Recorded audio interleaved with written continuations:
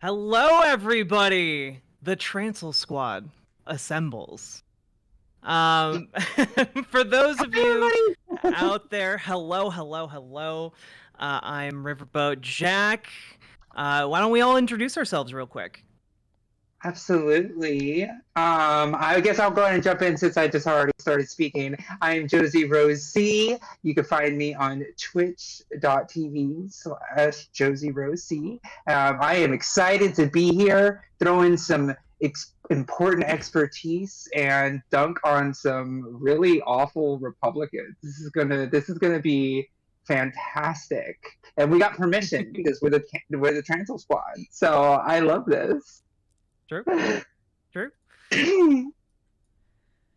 Very excited to debut here today with everybody else. I'm Luxander. If you haven't heard of me before, I'm on YouTube, not on Twitch. I'm outside of the Twitch streamer sphere, but I'm non-binary and I'm here to help support the Progressive Victory Fund 2022.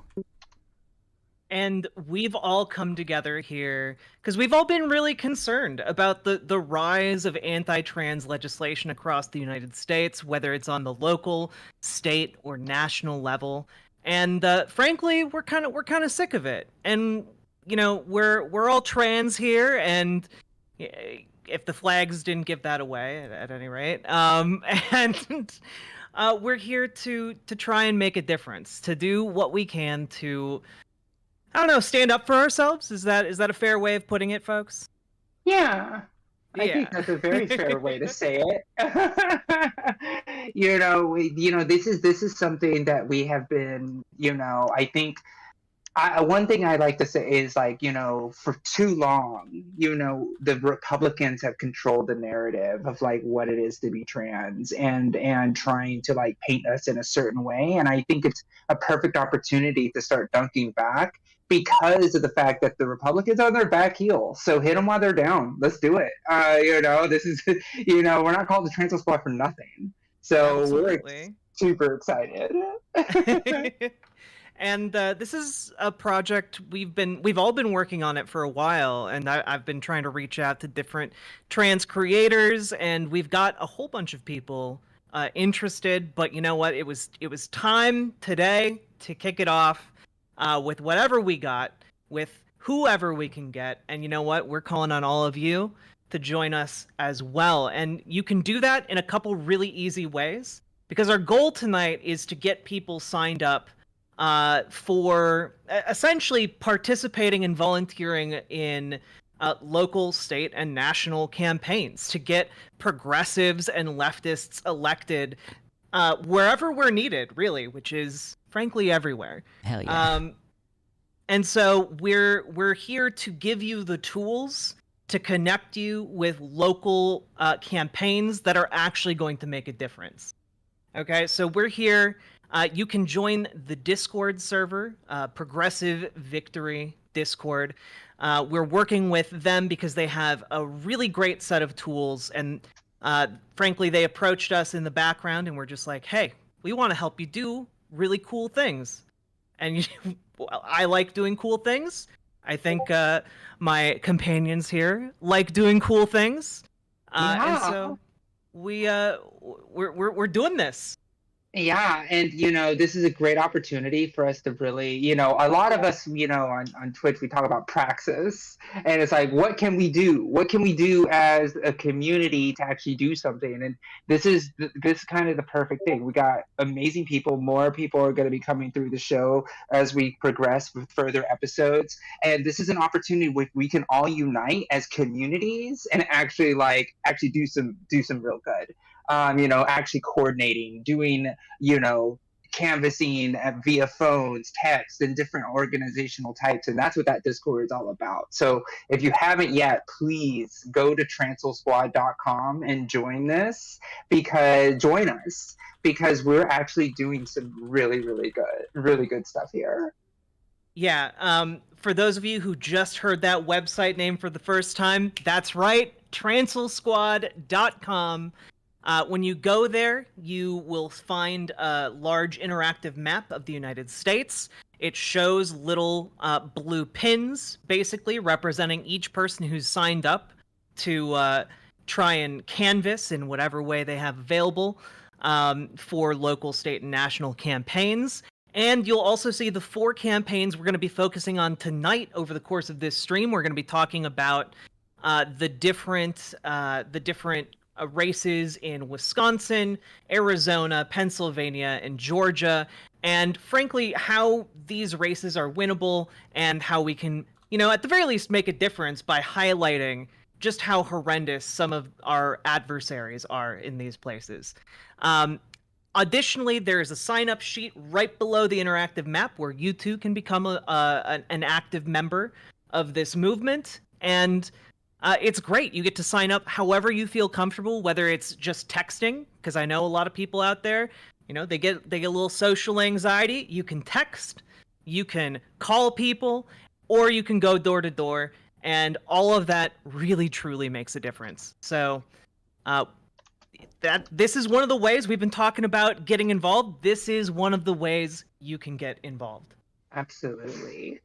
If you're feeling helpless at all, like I know that people in my chat frequently feel like I don't know what to do. This is kind of overwhelming. There's a lot going on. And the great thing about this is that all of that thinking of like, what can I do? Where am I needed? That stuff is done for you already. Like this whole process is set up in such a way that you can just be like, here's generally where I live. And they take it from there. And they say like, okay, here's what we need to know about you in order to hook you up with the local campaign. And then they help you like get directly in touch with the people that you need to be in touch with in order to contribute and help change things locally, like local politics, things that are important. For sure. Also, additionally, we have Luxander, we have Josie, we have Riverboat Jack, but also we have Ashley Jubilee, who unfortunately has a bit of a sickness, a stomach thing. But may or may not be joining us in the near future here. But just shout out to Ashley as well, because she is an amazing resource. So just wanted to throw that in there while we're doing our introductions, or at least while we're still close to the introductions. It's really great to finally be working with the two of you in public. We've had so many behind closed doors, smoke-filled rooms meetings about our dastardly plans to save America. It's finally good to be out in public talking about this. Absolutely. It's like I have a meeting. Like that's how it's been the last few weeks. It's like I have a meeting today. Excuse me. Yeah, exactly. Right. So, folks, remember, I believe that we've all set up chat commands for map, ! Map in our chats to take you to transalsquad.com where you can sign up. And additionally, we should have progressive victory commands to direct you to the Discord, which I encourage you all to do. This is a great way to get involved. And for those of you who aren't aware of what the Progressive Victory Discord is like, basically imagine a place where you can go and basically get questions that you have answered about politics. Anything you have to ask about how to get involved, any anxieties you might have, there are people there to answer your questions. There are updated calls going on to kind of keep you abreast of different political situations. It's really, really good. So head over to Progressive Victory Discord. For those of you in my chat, it's !victory. My chat commands are broken right now. Oh, no. Okay. Oh gosh. So if there's somebody from River's chat, or Jack's chat, or Alexander's chat that wants to come in here and drop those links for us, that would be really helpful. I haven't been busy at all, okay? Yeah. Josie and I both went to a wedding over the weekend, so yes, we've been a bit swamped. But hello. Welcome. Hello, everyone. We're finally kicking this off. Finally kicking it off. So, we should talk about some of the things that we want to do. All right. So people know that they have to go on to transalsquad.com. They know the commands. Let's get into it. So, let's get into it. One of the things that I kind of wanted to talk about and maybe think about this is like kind of thinking like, nationally and kind of going down and doing this zoom in to figure out where we're going to go. And one of the things I think that we need to talk about is how much the political climate has shifted over the last year.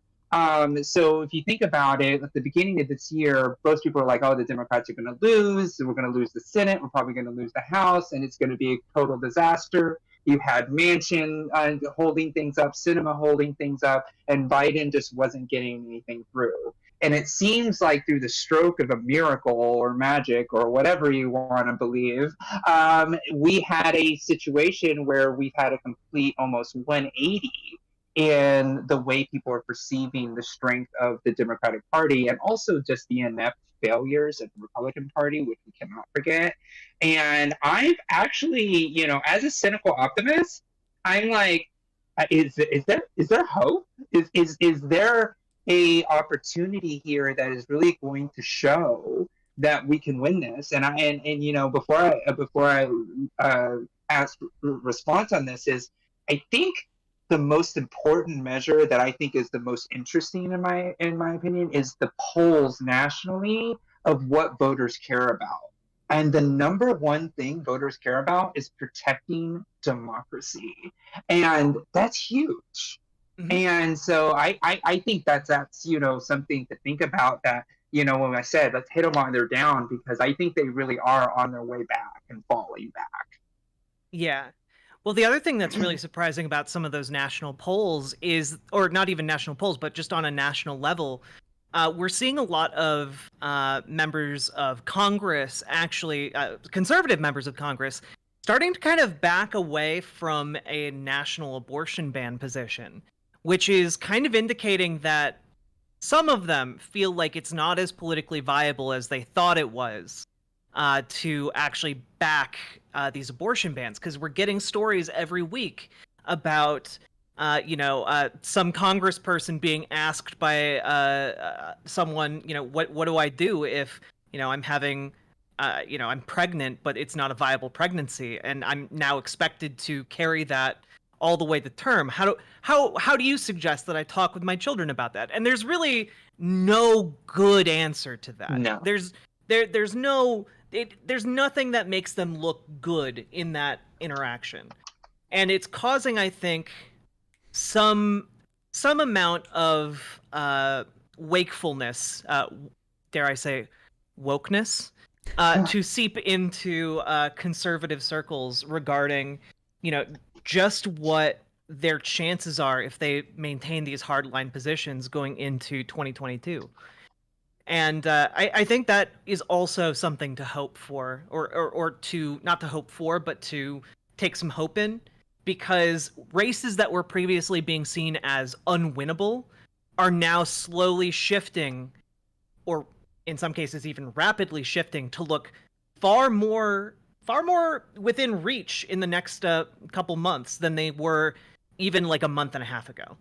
Speaking of votes that we were not expecting to win, like, I'm from Kansas. We had an abortion amendment they tried to pass an amendment to make it so that they could legislate abortion more, and we came out and we defeated it. And that's one of the things that I really enjoyed, like right when I joined the Progressive Victory Discord, is that they prompt you to select roles of like, where do you live? So when that vote came up, I got a ping from their server saying like, hey, by the way, this vote is coming up, you should pay attention to that. So really, like, there are a lot of different states on like the state level, or even smaller than the state level, where there's anti-trans legislation going on, like generally anti-progressive legislation. Other states are probably going to try to enshrine abortion in the Constitution, or there's going to be increasing challenges to that. And I know that we were, in some of our talks in the background, we were talking about a couple of different states where there's like, maybe we could actually make a big difference in these states, because, you know, what happens if like Kansas turns purple? What would happen? Not likely, but maybe like in Pennsylvania, we might be able to make a bigger difference. Mm-hmm. Yeah, it's this is, I think, one of the most fertile upset territories for us going into 2022, and where a lot of volunteers signing up could legitimately make a difference. For those of you who aren't aware of what's going on in Pennsylvania, basically the only thing keeping Pennsylvania from going hard line on like basically every conservative issue is the fact that they have a Democratic governor who is basically kung fu vetoing all of the nastiest legislation that is being passed by the House and Senate there. Whether it's bans on trans girls, again, specifically trans girls from playing on female sports teams, or trying to ban, and I'm going to quote the name of the bill here, prohibits instruction on sexual orientation and gender identity for K through 5 students. Basically, a Don't Say Gay bill of Pennsylvania's very own. I think that one also makes any discussion of gender identity up through senior year not allowable. So it's not just more expansive than the K through 3rd grade in Florida. It goes K through 5, but also no discussion of transgender issues in any public school, basically. Yeah, it is very much a child of like the Ron DeSantis school of just hardline anti-LGBTQ anything, really. Ron DeSantis himself actually went to campaign in Pennsylvania, trying to rally for Doug Mastriano, who is possibly one of the worst people in our current political climate. Like, Doug Mastriano is known Laura for... Loomer would have been. I mean, but essentially. she almost like 4% in that Florida. That was scary. Yeah, close. But like But Doug you're right. Mastriano, He's awful. He's hardline anti anything queer. He's also he's leaned a bit into anti-Semitism. His campaign advisors have been caught talking about like Jewish conspiracy. Like it is a wretched hive of scum and villainy. Yeah, and he was president at January 6th as well, wasn't he? I believe. I might have to fact check that one really quick, but I was pretty sure that he was present there. Fact check me, please, now.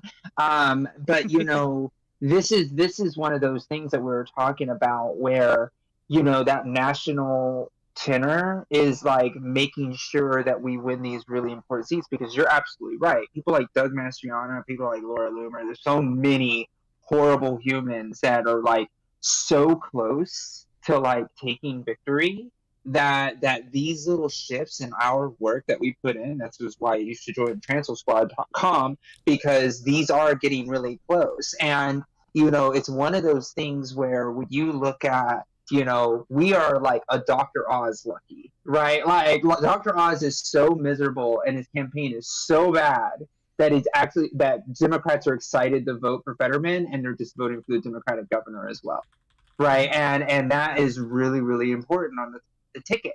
And so these are the things that we have to think about. And going back to the activism, we are 77 days from the primary, I believe. And it is corner. So right now, people are really starting to look at politics. That's why these polls are getting more and more accurate, because people are like, oh yeah, I want to actually say what my opinion is on this race. And, and if you have the opportunity to talk to a voter and actually talk to these people in these really important states, then you may be able to say, hey, just talk to the voter, and then they may get a call saying, hey, we need to vote for this other person. And, it's that community building that we're able to do as, people who understand, the internet and how to communicate with people. There's a reason why millennials and Gen Zers are starting to win elections now. It's because we know how to talk to each other. And that's why we're here, because we see it, right? We're like, oh my gosh, these are just a couple hundred votes away from like being a complete disaster for all the trans people in Pennsylvania. Well, that's scary. And not only that, but like, I think maybe as an unfortunate side effect of the lacking of popularity around the overturn of Roe v. Wade, a lot of Republicans are now pivoting to their favorite current punching bag, which just happens to be trans people. So what we're seeing is very much a hyping up of anti-LGBTQ rhetoric. just the other day in Texas, there was a man who appeared at a school board meeting, going on a rant about essentially, I'm not going to directly quote him here, but essentially talking about, if they're teaching woke gender stuff in schools, that the woke movement needs to be sexually assaulted. I'm very lightly paraphrasing that. But it is. But we are the sexual predators, by the way. Yeah, Right. yeah, exactly. Right. But when it comes to Mastriano, and stopping him from becoming governor, one of the latest poll numbers coming out really, I think, highlights just how precarious the state is. One of the latest polls from Emerson shows that Josh Shapiro, no relation to Ben, is up 47% to Mastriano's 44%, but that's only a difference of 3%. Getting just a handful more volunteers out could boost that number by a couple percentage points and make it a much safer looking election in the Pennsylvania governorship. So I very much encourage you all to volunteer, especially if you're living in Pennsylvania. Absolutely. And when Mastriano used his victory speech when he won the primary to mock Rachel Levine. And it, if you don't know who Rachel Levine is, Dr. Rachel Levine, or Admiral Dr. Rachel Levine, is the first trans person ever confirmed by the Senate to serve as the Deputy Health and Human Services Secretary of the United States, and to go after the top administrative officer that we have that is a trans person is a coordinated assault of trying to go after the people who are leading when it comes to representation and governance of trans folks. And it's something that, this isn't these culture war attacks. They're going after our leaders. They're going after us. So we have to make sure we strike back, and go to transfosquad.com and sign up now.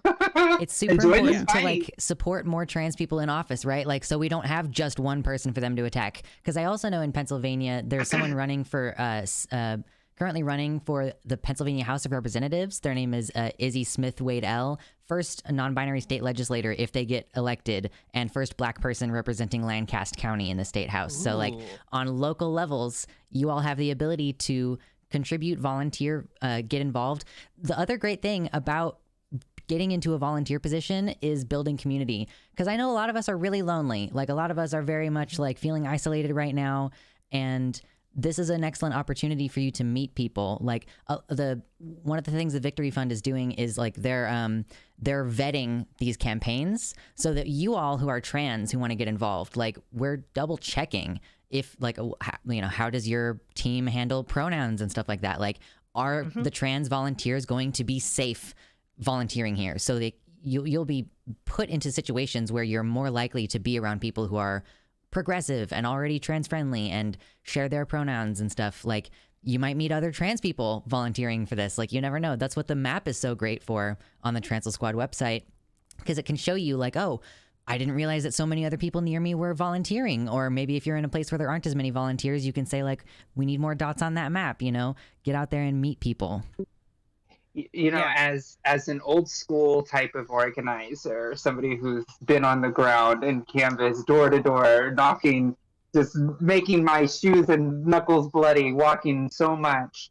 One of the things that I love is when you start building that action and you start going into the communities and you start seeing, I guess, your comrades that are knocking doors with you, and you really do build. I've met the most incredible humans on the planet who go and actually go into their communities and actually make a difference to talk to their neighbors. And when you look at those dots and you know that your contribution to those dots, it really is you're taking territory, because this is a war for our rights. And so when you see those dots, that's us shoring up our lines. It is part of an avalanche. Be a snowflake and part of the avalanche. That's right. And I know that there are people out there who think that, when trans people say something along the lines of this is a war for our rights, that we're being hyperbolic, that we're being hysterical. But I'm going to give a direct quote from Doug Mastriano, okay? Josh Shapiro thinks it's okay to add gender confusion to our little kids in school. They want you to pick your pronouns. Are you kidding me? Stop this. It's okay for your kids to be sexualized in the classroom. That's Josh Shapiro. That's the Democratic extremist. That they literally do not want kids to know that trans people exist. And I can tell you from experience that locking that knowledge away from kids is a surefire way of getting a lot of sad, angry, and possibly suicidal kids. But that's the goal. That the goal is to have us in that position. The goal is to make more kids who want to harm themselves. The goal is to shut us away back at our homes where we're too afraid to go outside. The goal is to intimidate us into non-existence. And that's being, I think, maybe even a bit charitable to the conservative position on trans people. And like it's not even just trans people. Doug Mastriano talks about having law enforcement go around the state and arresting anyone suspected of being a migrant or an immigrant, or Yeah. And you know what that means, right? It's just going around the state having thugs with badges arresting black and brown people. That's it. That's all it is. And like it's not even hidden anymore. I mean, Doug Mastriano has straight up said numerous times that gay marriage needs to be made illegal. These people, it's not just trans people. It's not just if you're a non-white minority. It's if you are any kind of non-cis, non-hetero, non-white person.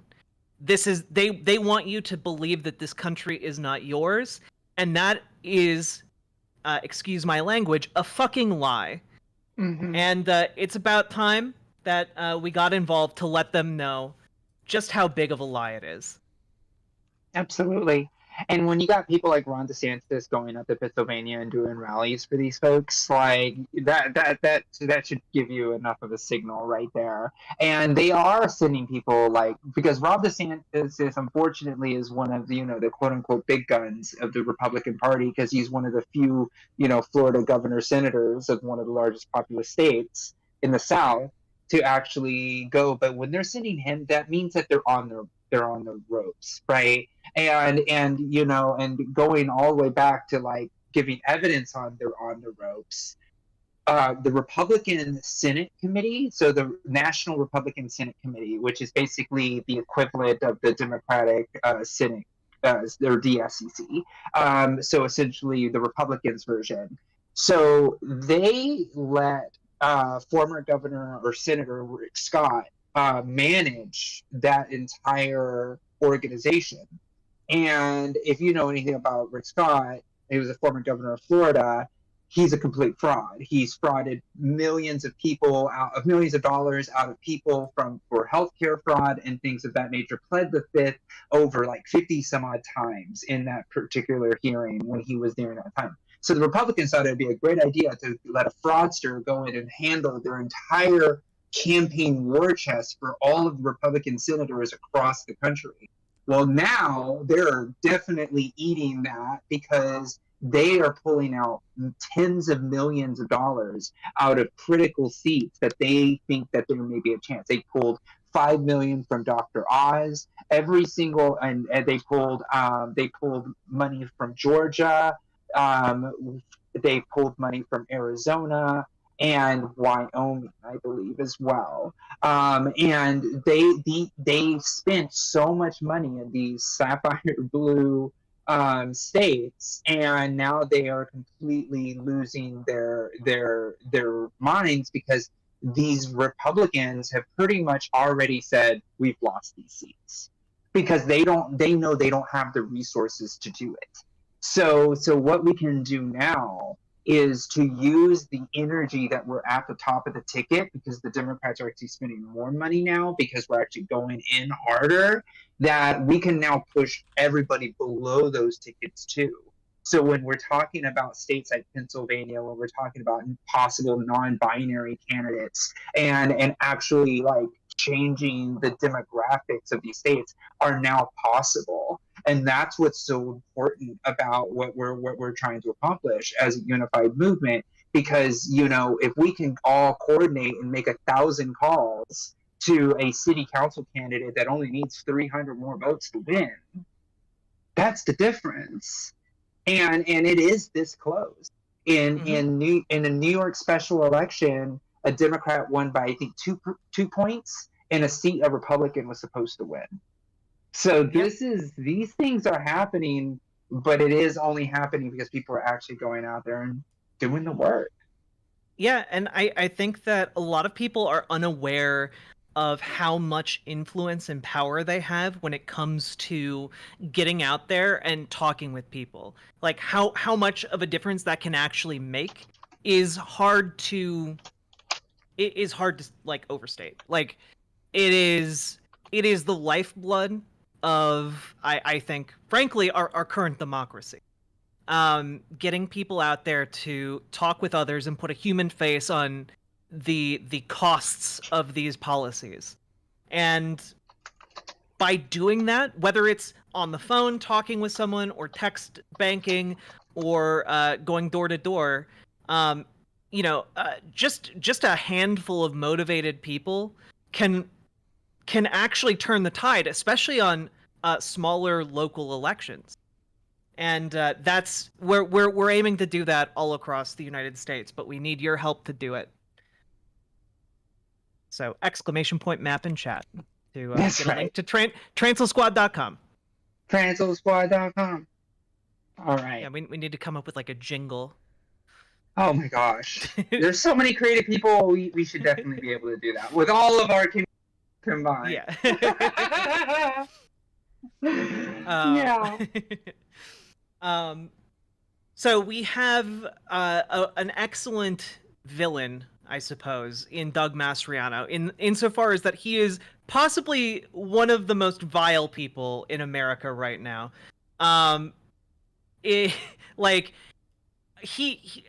Again, it's 2022. Doug Mastriano believes that global warming is a democratic academic hoax. Okay, again, to reiterate, his campaign advisors are anti-Semitic conspiracy theorists. This is, I'm not like exaggerating for effect here. This is about as close to like a cartoon villain as you can get in anywhere. Like short of being a flat earther, he believes all of the worst things you can imagine someone believes politically. Yeah, short of actually like growing like a spindly like mustache and tying women down to train tracks for fun, like he's about as close as you can get to a villain like that. And I think that we need to do everything in our power. We have, I would argue, almost a moral obligation to make sure that we do everything we possibly can to make sure that he is not elected as governor. And enables the absolute worst things imaginable in Pennsylvania. It's super important, you know. And on a personal note, I'm actually getting my bottom surgery. Like Pennsylvania actually has access, and trans people have the ability to do things there, but it's like on the edge, right? It could just be a matter of one election cycle and people could lose their access to these things. And it's kind of surreal because my stuff is scheduled 5 days, or no, not 5 days after, but November 15th. So I could essentially be going to Pennsylvania and knowing there's a Mastriano governor, and I'd be like, oh man, last one's here, you know. And it's really terrifying. But like, you know, it's nice that I have the access now, but it could go away. It could go Yeah. away. And I think a lot of people don't really think about that when it comes to trans people. Like, oh, you could just one day like have your ability to go to the hospital and get the care you need taken away from you. I mean, like, how many of you have like sat awake late at night wondering whether or not like your hospital will just throw up its hands and be like, sorry, we can't legally give you that care. Sucks to suck, you know, or you know, in a state where like religious freedom is being trumpeted, you know, oh, sorry, it's against my religious beliefs to provide you with medical aid that could help you in your transition, you know. And this is, and we mentioned earlier that Ron DeSantis was campaigning in Pennsylvania.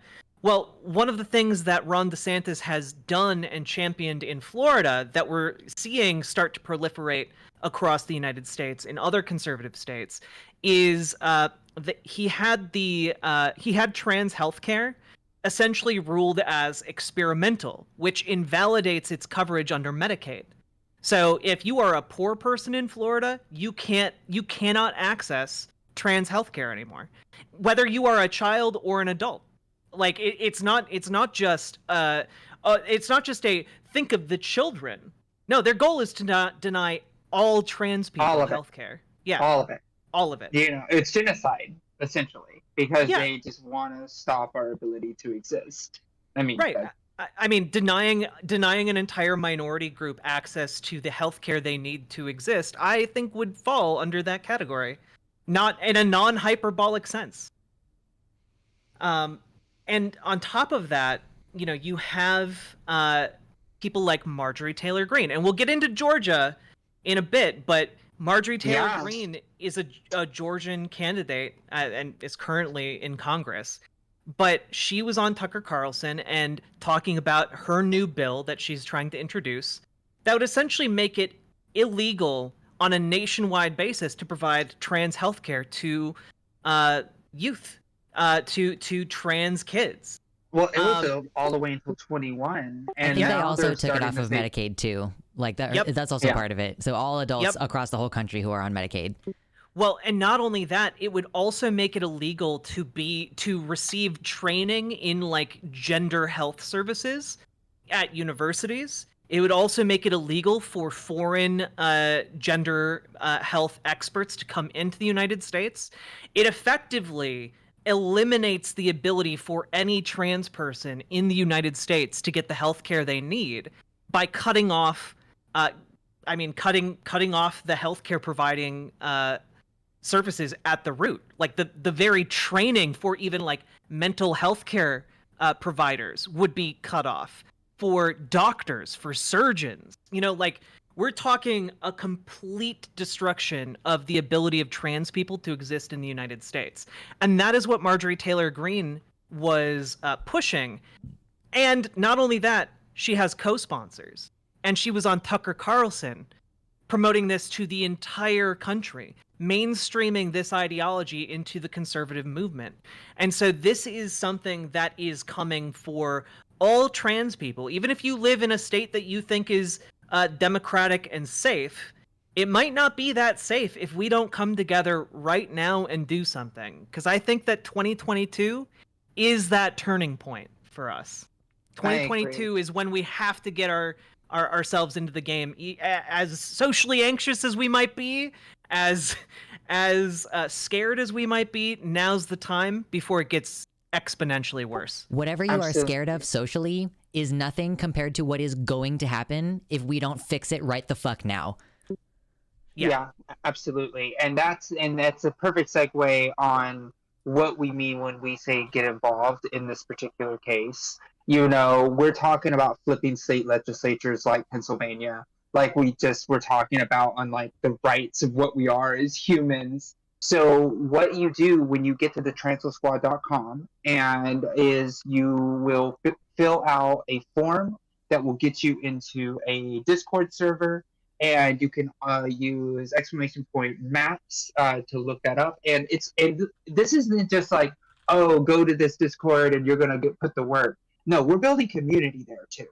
So this is an opportunity for us to be able to have VCs that are always active, organizers talking about how is the most effective way to get through to their neighbor, or how to the best way to get resources for flyers, things like that. Small, tiny things to large things, such as how do I get involved and become an actual elected member, right? These are the things that we learn and share with each other, because one of the biggest things that we have in the movement that is very hard is the resources of people that know what to do in an election, right? I think all of us here are competent enough to be able to go to a ballot box and vote. That's the bare minimum, right? That's the go get registered, go do all these things and vote. The real skill and talent is when you can multiply that vote into 10 by getting other people to vote as well. And what you and it is such a bonding experience to be able to learn something so critical as understanding how to win a local election or a state election or a national election, however size that you want to go. And guess what? And if you like it, you may have just created a career set for yourself, something that will allow you to actually do this for a living, right? These are the things that this is a good opportunity to be like, I've been wanting to get involved in politics, but I have no idea how. This is how. This is how you do it.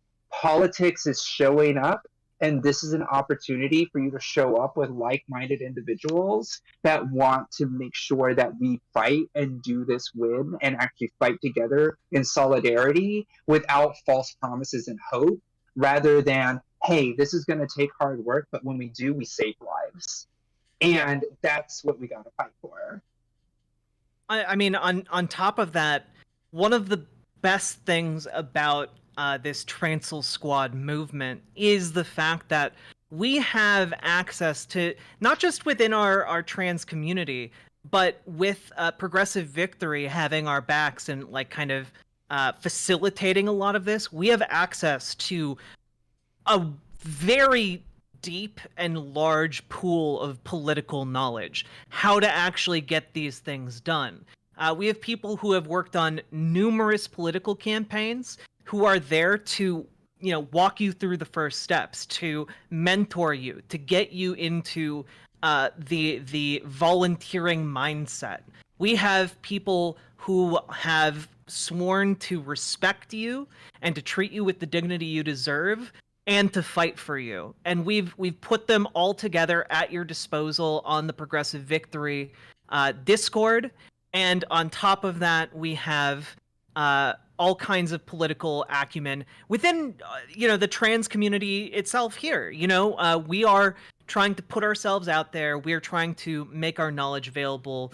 And we're trying to do whatever we can with whatever we have to make this as successful as possible, to actually affect change in our political system, which I know feels daunting and impossible when we're by ourselves, but when we work together, we can make this happen. Like the avalanche thing I said kind of flippantly, but I mean like we're gonna weaponize you as a group of people who want to get involved. Like, they don't have any idea what's coming. They're running on this anti-trans legislation. They don't know how pissed off you are. And they're gonna know. And like, you're gonna go out there and you're gonna get someone registered to vote who previously didn't give a shit about any of this. You're gonna be like, hey, by the way, Roe v. Wade, do you want to protect it? Like, we need to vote on this local thing. Like, our state is trying to pass an amendment or whatever. Like, that type of thing. Getting you to a place where like you are a political threat. Like, as a group of people, like, and you don't have to be trans explicitly. Like, you can be an ally to trans people and still be like, we're gonna fuck shit up together. We want to basically just like, suddenly there's a hammer. There didn't used to be a hammer. Like, we forged one together and we're gonna start like bashing things with it until things are like, we're gonna beat this system back into shape, right? Yeah, I mean, Republicans have said, for a while now that they need to fearmonger against trans people. Well, guess what? We'll become something that they should fear on a political level. We will frustrate their plans. We will be the sugar in their gas tank. We will be the nails popping their tires. We will be the things that stop them from achieving their goals politically across all of America. And I think that that is wonderful because, you know, we're all very sweet, but you pour enough sugar in a gas tank, that engine ain't running, okay? And let's get to it. And the best way you can do it is by doing !map in chat and going to translsquad.com. And in that, you can see where all of the blue pins, those are people who have signed up to fight for you and fight for your right to exist and survive and thrive.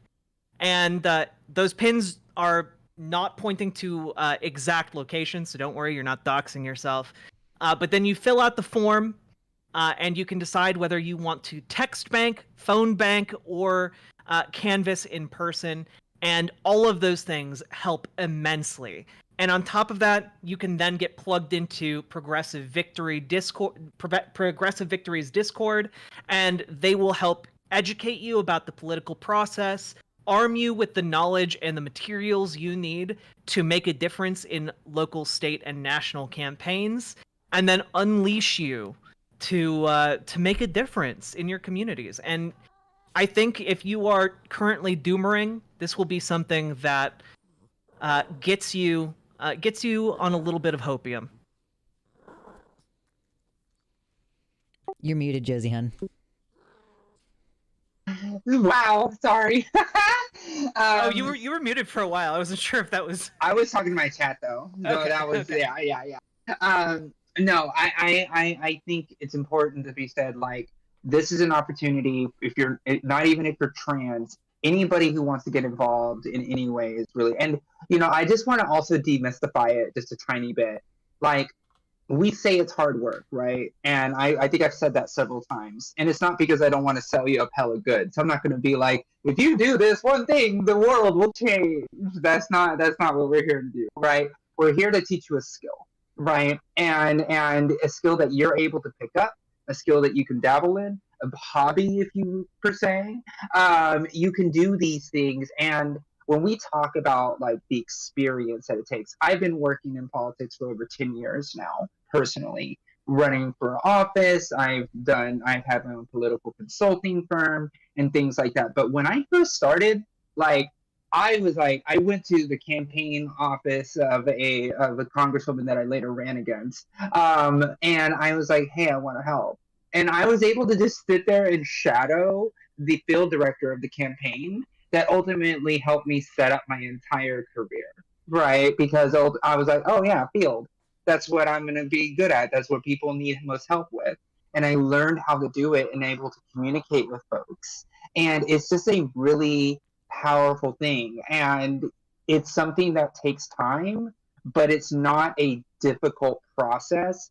It's simple. It's just not easy, if that makes sense, right? Oh no, it's easy, but not simple. That's what it is. Right. It's one of those situations where the motions are easy, and it's really sometimes just be like, oh yeah, all you have to do is pick up the phone and call 15 people. Is that we don't have to put a lot on you. If you feel like you want to make 15 calls because you've never made political phone calls, great. 15 calls is great. And then over time you get better and better, and then 15 calls turns into 60 calls, and then 60 calls turns into 90 calls, and then you're doing a phone bank on the weekend, right? Like, it can be that wonderful. And I've seen people start wonderful, marvelous careers volunteering from something like this. So I really do hope that if you're interested in making a difference and actually fighting for our rights, seriously, give this a try. Like, it's something that you will be able. The worst that's going to happen is you might make a friend. Yeah. Yeah, you're gonna find somebody that believes the same way, and it's a way to network and make sure that we're all together in a strong community. So yeah. Well, I think that brings us now to shifting focus from Pennsylvania over to Georgia. And Georgia is frankly riddled with issues. And I think that a lot of the suggestions we've just made for getting involved politically need to be contrasted with the recent swatting of Marjorie Taylor Greene, which I think I can speak for all of us when we say we condemn that sort of political violence. But that being said, if you are feeling in a similar way where you are so frustrated by a political candidate's position, this is what we are advocating for here. Joining up, canvassing, calling, text banking, getting involved socially with like-minded people. This is a perfect way to channel that frustration and rage in a productive way that is building community, that is positive. You are creating something. You are not destroying something. You are not attacking any one individual, because we need to be honest. Fascism is larger than one individual, and our movement therefore needs to be larger than any one individual as well. So yeah, do not SWAT. Very bad. No good. I dispute the idea that she was even legitimately swatted. Like, I think that the use of this term is kind of overestimating what actually happened. Like, we talked about it on stream yesterday, and listen, they politely knocked on the door. There's video from inside her house, like, so you can see she knocks on the door, and you can see the police officer through the door. The first police officer that walks up to the door, he has his right hand down at his side and his left hand is holding the flashlight. So every time I hear about a swatting, it's like there were guns and they were in my face and they busted the door down, and like none of those things happened. Like they recognized that it was her address, and then they got together at a nearby intersection, all the police officers did, and then they showed up very calmly. So personal opinion, I think it's making much ado about nothing to say that she was swatted, but it was an attempt. I'm not going to dispute there was an attempt, and unfortunately, I think it was someone from Kiwi Farms who was just trying to direct attention against trans people more, like as though she didn't already have a reason to attack us or anything. But like, again, right. That was nothing happened to her. I mean, yeah, and the whole idea that this was like a trans like aggression as well was also used. And in speaking about the whole Marjorie Taylor Greene thing, is like Marjorie Taylor Greene has proposed a bill in Congress, and I think we've talked about this before, and I think we alluded to it, but since we're talking about Georgia, like it's something that we have to talk about, is that she, when you talk about all of these bans on medical procedures, like this is a national bill that will ban medical procedures for minors. Make it a felony. Make it a felony. Right? Mm-hmm. And there's even calls to make it higher. Why be at 21? Why 21? Why not 25? Right? And it goes back to, this is just to try to attack our existence. And it's really, really, really scary that now they're trying to even use possible false flags to basically make it seem like, oh my gosh, trans people are out to get her, when it's absolutely the opposite. They're out to get us. There was an offhanded comment that Marjorie Taylor Greene talking about how she wished monkeypox would kill more queer people. Like, these are the things when she was lamenting at the fact that there were 3 shootings on July 4th and no shootings at Prides. Like, saying it's not fair. Why did it not happen where it needed that? Not that there weren't like Prides that canceled over threats or anything this summer. Not at all.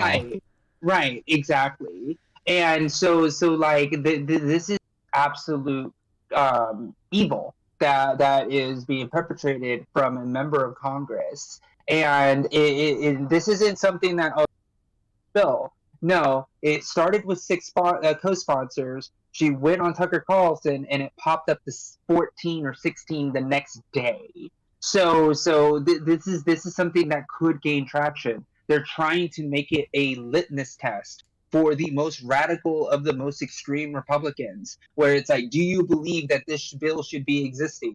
If so, then you get the endorsements of the most vile humans like Matt Gaetz, Marjorie Taylor Greene, Lauren Boebert, and most likely Trump himself. So these are not just like, oh, they're just trying to signal to their most red meat conservatives. No, they're using these most radical bills as litmus tests to try to push their agenda to make sure that they are getting the right representatives to run in their primaries for them. It's very unlikely that they're going to pass right now. Like Marjorie Taylor Greene's law right now, probably not going to pass. If for no other reason than like Biden would have to sign it, and he probably wouldn't. And I don't think they have the veto-proof majority or whatever.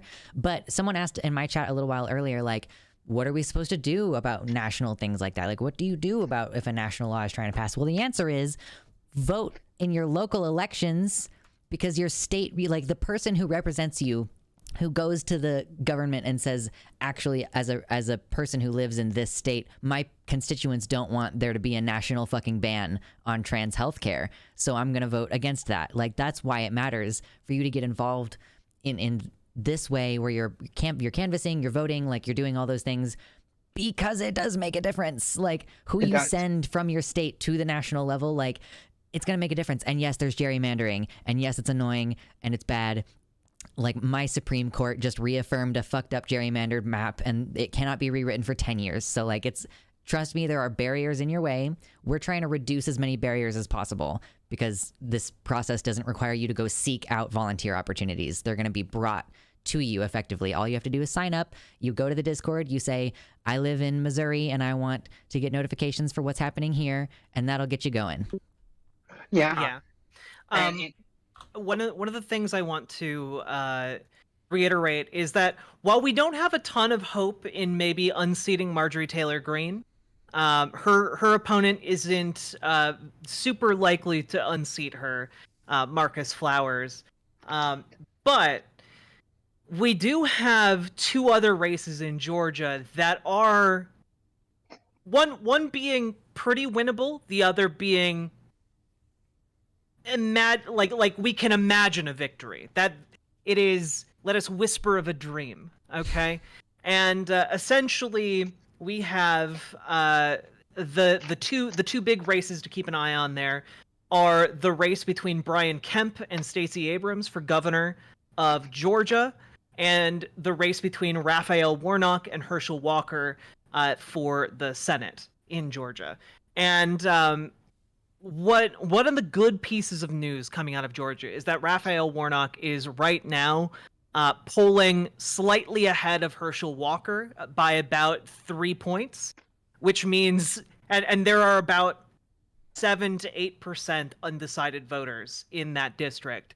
So again, this is a place where a small, highly motivated community of people coming together to canvass in person or phone bank or text bank can make a huge difference. Absolutely. Yeah. Sorry, no, I'm sorry, I didn't mean to interrupt you. You're probably in the middle of thought, Jack. Go ahead. Well, and the other one is Brian Kemp, and in this case, it's not as rosy, but Stacey Abrams has proven to be a pretty tenacious underdog candidate. And right now she's down by about 5 points. But there's around 10% undecided voters. So there is a real possibility that progressives coming together and canvassing and volunteering for Stacey Abrams could upset the governor race in Georgia, which would be a tremendous win. For those who haven't been following, Brian Kemp has been passing anti-trans legislation in Georgia. You know, one of the most recent ones being essentially telling trans kids that they can't play school sports. And I know that seems relatively insignificant when we've talked about other issues, but what you have to understand is, especially if you aren't in the trans community, that the argument about trans kids in sports has never been because there's just a shocking number of Republicans who really believe in the integrity of high school sports. It's because they hate trans people. When you look at the research, there is no research that shows that trans kids have some sort of magical decisive advantage over cis kids when it comes to high school sports, or really any level of sports. And it is always been about maintaining the in-group out-group mentality, making sure that trans people are kept at arm's length from their cisgender peers, because as long as trans people are othered, they can be scary. They can be monsters to cisgender kids who are being raised to think that gay people are well, they're weird and you shouldn't be friends with them, or like that kind of mentality can take root when you don't know anyone who's different from you, and that's the goal, right? It's the same goal that maintained like racial segregation. If you aren't having whites and blacks being friends with each other, well then you can fearmonger against that outgroup, can't you?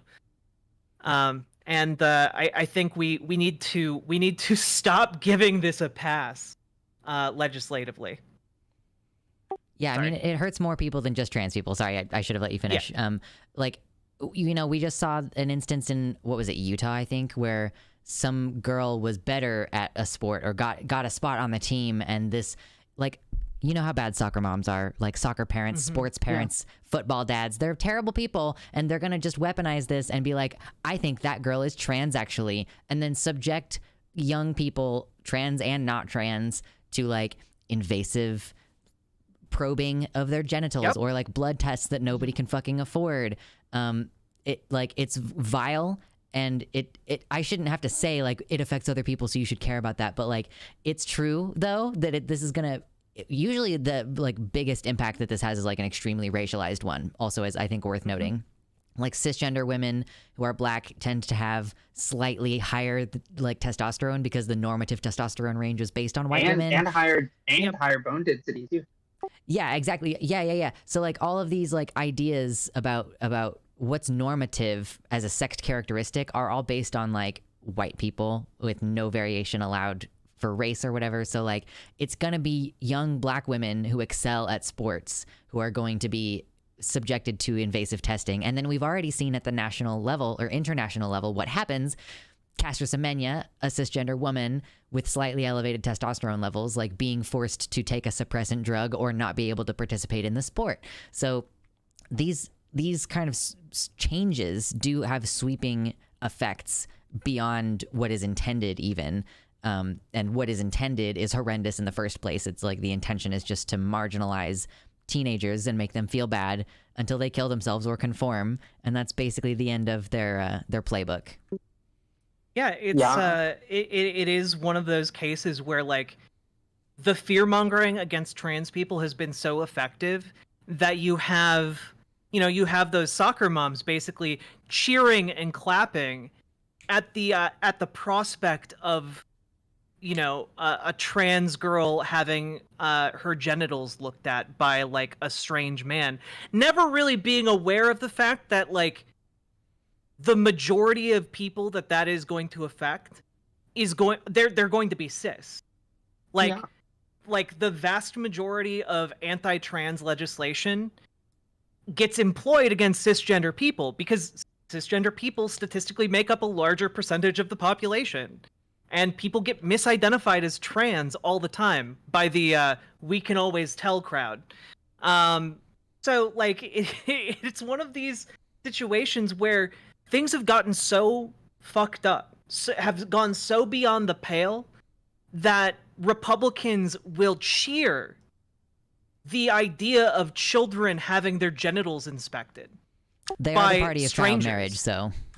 Yeah, that's fair. That's fair.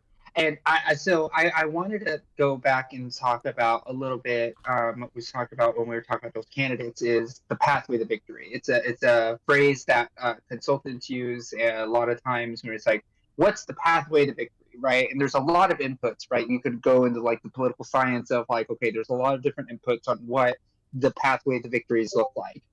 And one of the things that have been so interesting about the recent victories and how votes are happening is a lot of these political strategists that I know have no idea what's going to happen in some of these areas because there's been such a mass population migration since COVID, because our last major election was right before we locked down, or like during COVID.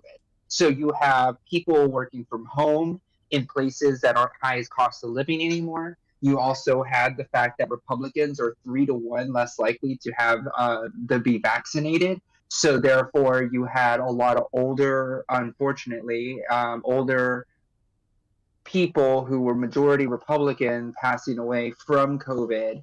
And you have a lot of population changes that weren't very well reported, right? You have the ability to say, okay, so and so may have passed away, but the voter rolls really don't reflect that. So there's going to be a lot of people who are like 3 out of 3 voters, meaning that they vote in every election in the last 3 elections, that are no longer alive.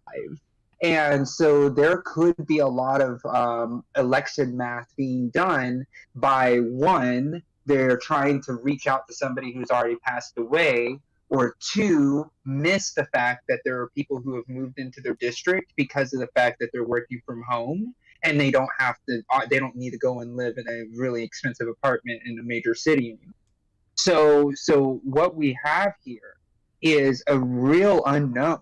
And that's why it's so important that we do everything we can over the next 77 days to make sure that we get as many votes in the ballot box for these candidates that Jack was talking about, which was Walker, he is so in trouble because the Republicans also took money out of his ads. So right now you have a 6% split with, but it could get bigger with only political action. Stacey Abrams has been working directly with voter integrity and voter engagement, making sure people have the right to vote, including what you call voting curing votes, where there are votes that may have missed the step and were just on hold until something is resolved. So not only after the election, Stacey Abrams is also one of the best at making sure that people's votes get counted after the fact, because in Georgia, they'll try to take your votes and void them once you've already cast them. So that's the only reason Stacey Abrams is actually to be competitive, is because of her ability to rally activists, people on the ground. And then when you're talking about the unknowns of the migration of people with COVID, we, with our work, could see seats that nobody thought were going to flip. We're going to hear news reports of that all the time. Only if we support and work, though, and go on the transfersquad.com, right, and do this type of stuff. But we really do have an ability to catch them with their pants down, because the data that they have is bad data, because these systems are old, and some of the times the only way you're going to be able to know is somebody into a district, knock on, hey, how long have you lived here? Have you registered to vote yet? Those are the things that exist. So that's why we are here to try to turn these seats, because there's so many unknowns that we could take advantage. Yeah, and we really, in the case of Georgia, it's so important if we can get enough people volunteering in Georgia to unseat Governor Kemp, who is the incumbent. Things have gone through in Georgia that are frankly mind-blowing. For example, HB 1084 was signed into law. It's law now, okay? And what it specifically does is limit discussion on what are titled divisive concepts, specifically relating to race. Georgia literally passed a law that makes it illegal to talk about the racial history of America, which is, I don't know how to tell you how bad that is, but I think that if you have any shred of decency in you, you can kind of, you probably made a face, okay? It is awful. And that's not the only thing. We have what is called the Parents' Bill of Rights, which sounds pretty innocuous, right? But again, that is another kind of export from Florida, from Ron DeSantis's Florida. And what the Parents' Bill of Rights essentially does is it gives parents far more control over their child's classroom. And you might be thinking, well, that's great. I want more control over what my kid learns, except that the explicit purpose of this parental bill of rights is to allow parents to go through curriculum and challenge individually pieces of the curriculum that are, say, friendly to LGBTQ people. Meaning, if a parent has a problem with the fact that their kid is being taught that, queer people deserve just as much respect as straight people, they can go in and legally challenge that part of the curriculum. And you know what? I don't know if you guys know this, but teachers, they're not paid a lot. And teachers do not have the time to go to court every single time their curriculum gets challenged by every single individual parent.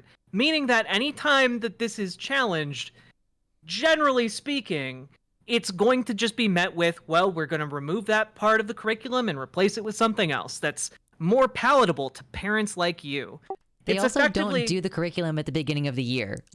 Also is yeah. another thing that you all should be aware of. The teacher doesn't have a planned out whole fucking school year ready. They would have to check in once a month, if not more often, to be like, what are you teaching this week?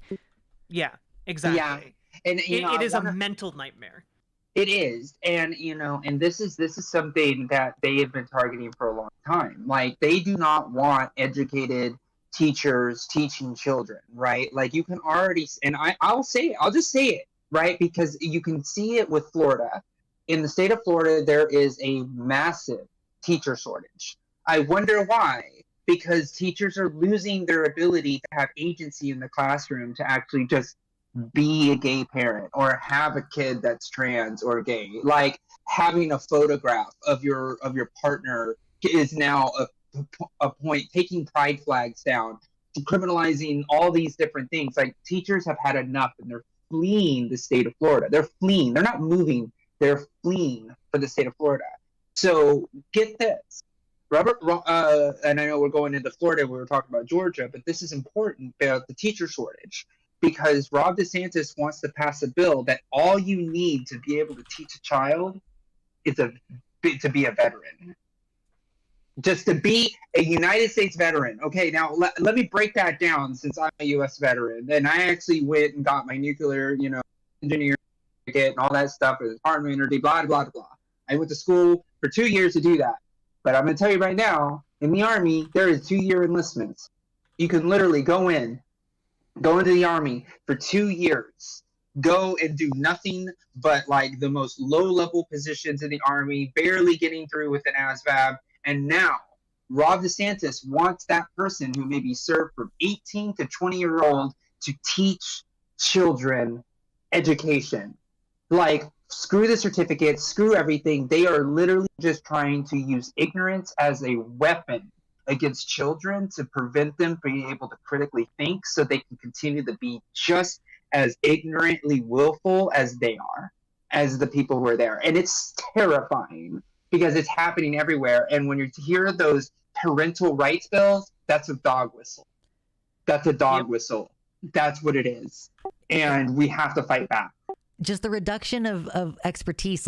When you brought up that parents are going to be reviewing the curriculum thing about the law, it reminded me, as Josie was just saying about that, you just have to be a veteran and you can become a teacher. It's why are we lowering we're lowering the bar of who understands education all the way down to the parental level? Just fucking homeschool your kids at that point if you're going to be if you're so knowledgeable and you're the expert on how to educate children. I mean, not that the field of education is something that we really understand very well anyway, how do teach good.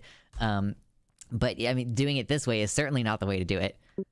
Yeah, and you bring up an excellent point there, Luxander, which is that we've only really been studying how to best maximize education for the past maybe, and this is extremely generous, 100 years. And in America, If we ignore that. all the best practices. We know that starting school so early is bad for kids. We know that doing a ton of homework is bad for kids, and it doesn't increase educational realities. So everything we know about how to do this correctly, we also refuse to do.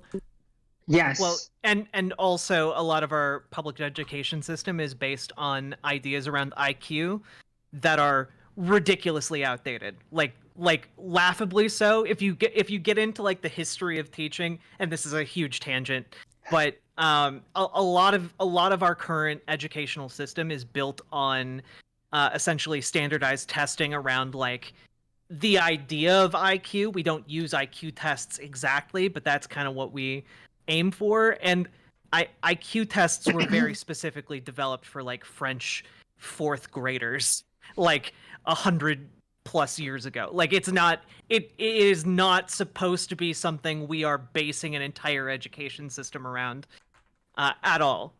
But Right. yeah. Absolutely. And when we talk about education and talk about these things, like we have to just call it how it is. Republicans are anti-education and they don't care about kids actually learning the abilities to actually critically think and succeed in this world.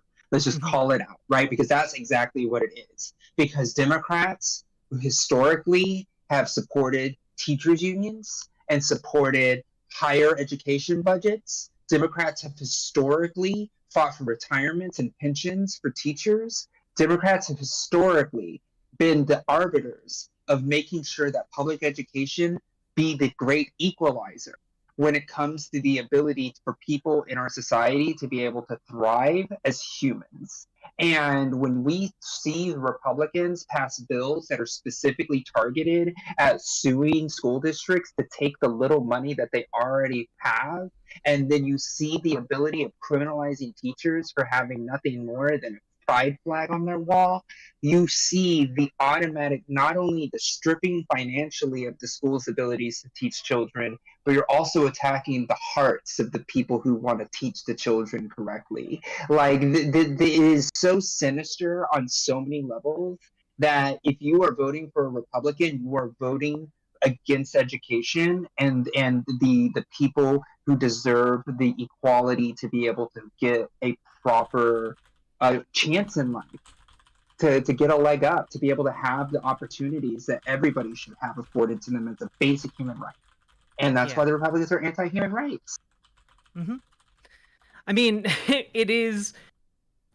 We need to come together, folks. Like, this is why we are here to ask you to use !map in chat and head over to transilsquad.com so that you can sign up and fight on the ground. We need people to actually show up. If you've had that itch in your heart to get involved, this is how you can do it.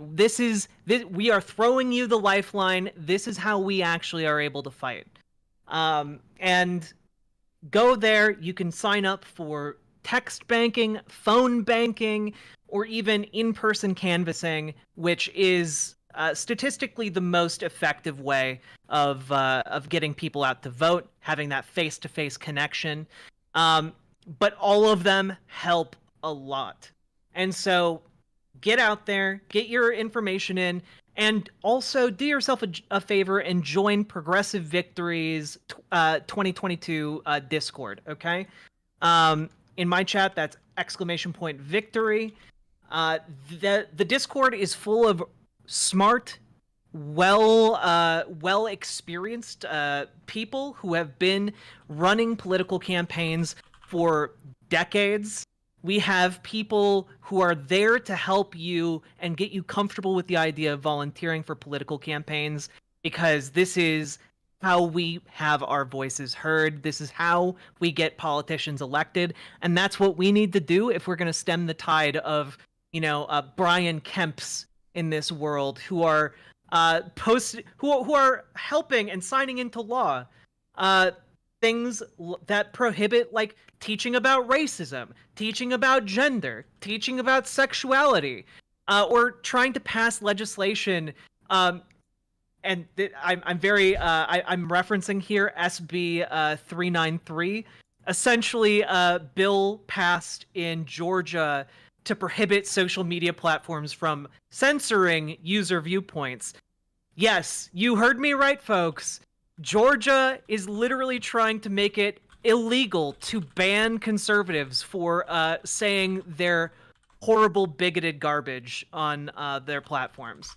So, look, get involved, because we need this win, or literally we live in the worst timeline. It seems like they're nationalizing Twitter. It's like, Yeah, no. let's nationalize it. We want complete control, government takeover. Exactly. It is off. It is, you know, and this is something that is recurred throughout history. Fascism is often laughably silly and ineffective, and like we can laugh at it, but also like they had parody columns about the rise of Hitler in Germany, but like we need to actually get out and stop this fascist movement before it gets too bad, because if we just sit back and laugh at it, that doesn't make it go away. It's ineffective, but it will kill us. So we need to get out there and do our best to make sure that doesn't happen. And the best way you can do that, transalsquad.com, transalsquad.com, transalsquad.com. And that's transel like cancel, by the way, everybody. Like, it's not transcell like incel or something. Someone asked in my chat earlier. I just want to clarify. Yeah. No, you don't understand. Like, I super off topic about that. I think that people have a complete misunderstanding of how much sex, if you choose to have it, trans people have access to sometimes. It's like all the trans people I know, most of them at least a lot of them are all very sexually active and living thriving sexual lives. So I'm just saying. But also, the transeling has begun. Okay, Ooh. We're transeling Doug Mastriano. We're transeling Brian Kemp. Okay, join us. Help us transel the villainous conservatives across this country. Yeah, let's do it. We really do have the opportunity. Like, this is that opportunity where they're stumbling. They're hurt. Like, and this is our opportunity to finally pull the last bit of the rug from under their feet, because they're going down. They are. Like, when you look at the way the Republican consultants nationally are talking about these races, it's like somebody punched them in the gut, and it's sweet.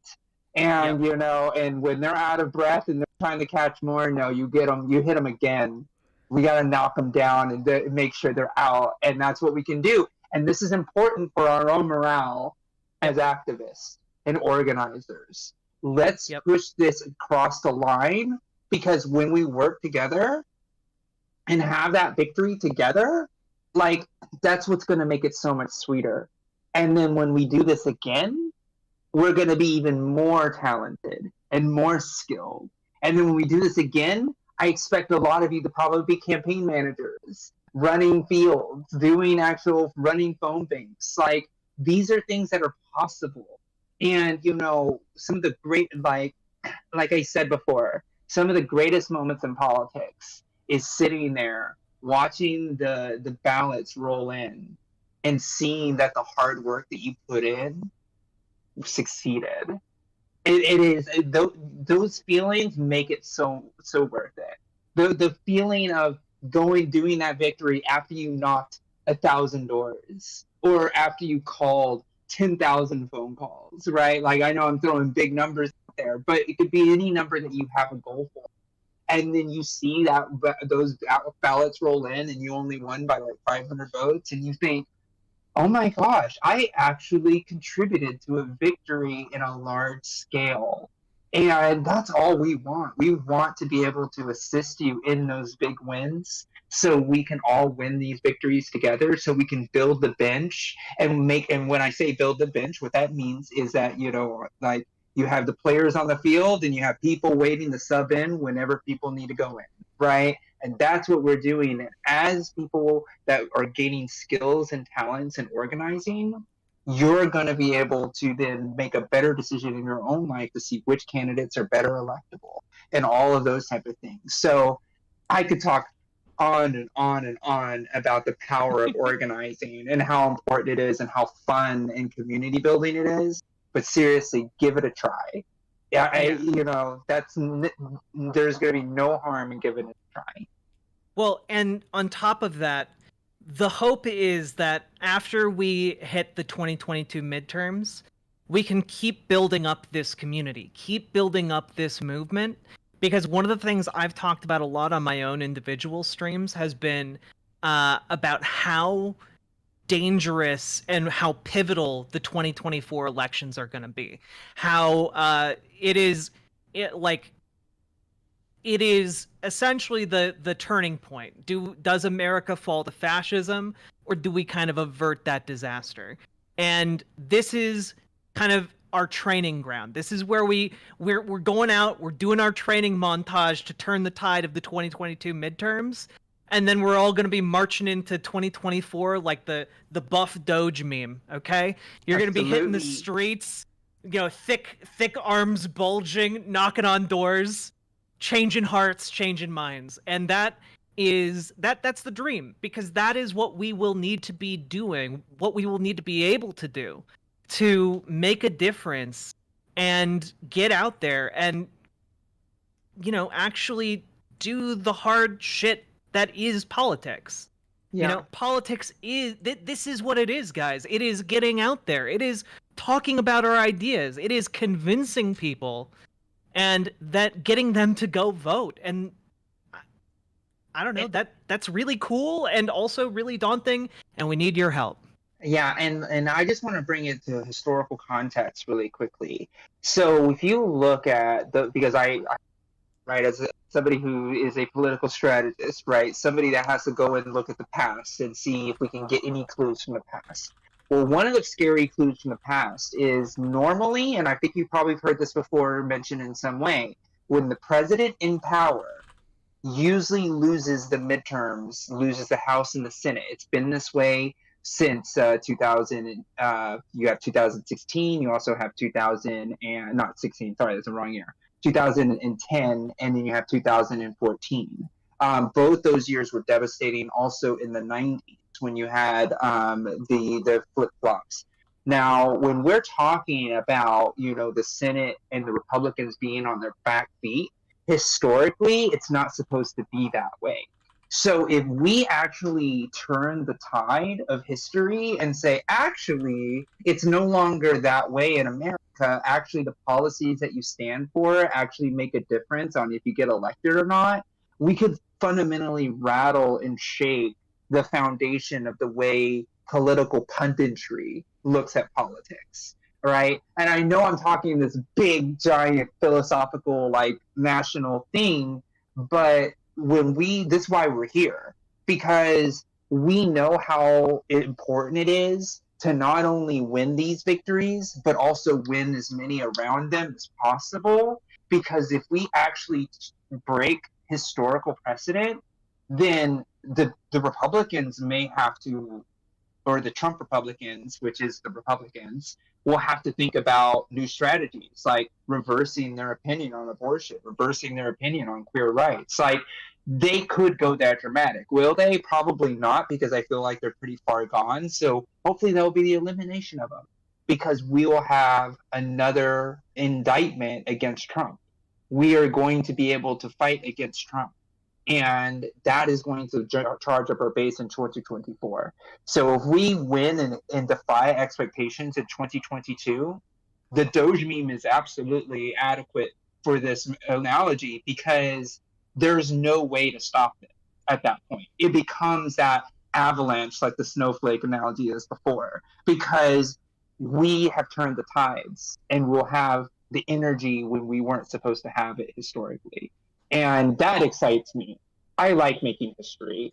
I like shattering the backs of the Republican Party. That is what gets me up in the morning. That's what makes me fight so hard, knowing that they are going to fill my cups with their Republican tears after this one. I'm just going to say it, I've been predicting this for 2 years.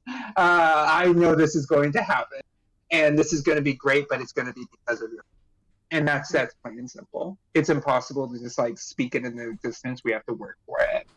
Yep. It's time to, now's the time to roll up your sleeves and start sweating. It's time to get to work, folks. And you can do that by going to transelsquad.com. Transelsquad.com. Yeah. Transelsquad.com. Transelsquad.com. Join the translation. So now we are turning our attention over to Arizona. And speaking of kind of this breaking the back of the Republican Party, I think that when we're talking about that, Josie, we're really seeing, I think, a lot of this fascist energy coming to a head in a lot of local and state races across the country.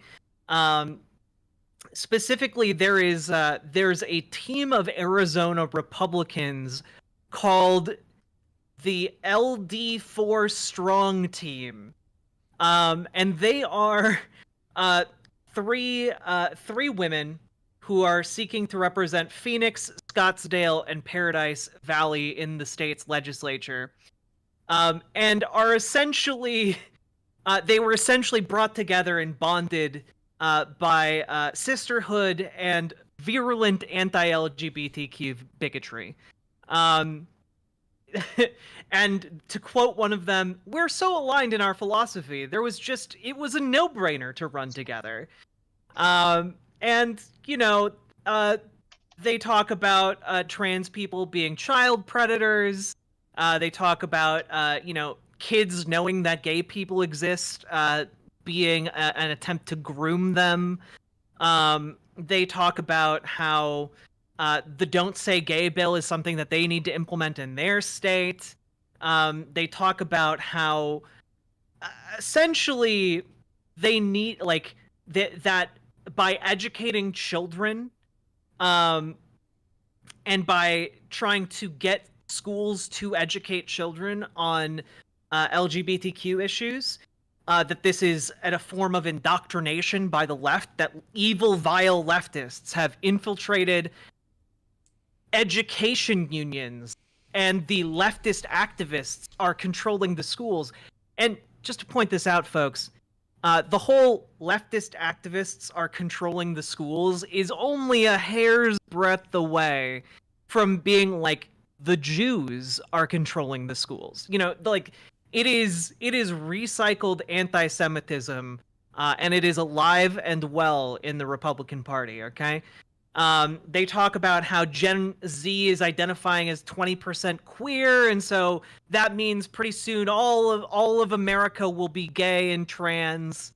And women will be 8 feet tall based on the trajectory of increased heights. Yeah, exactly. And not only that, it is just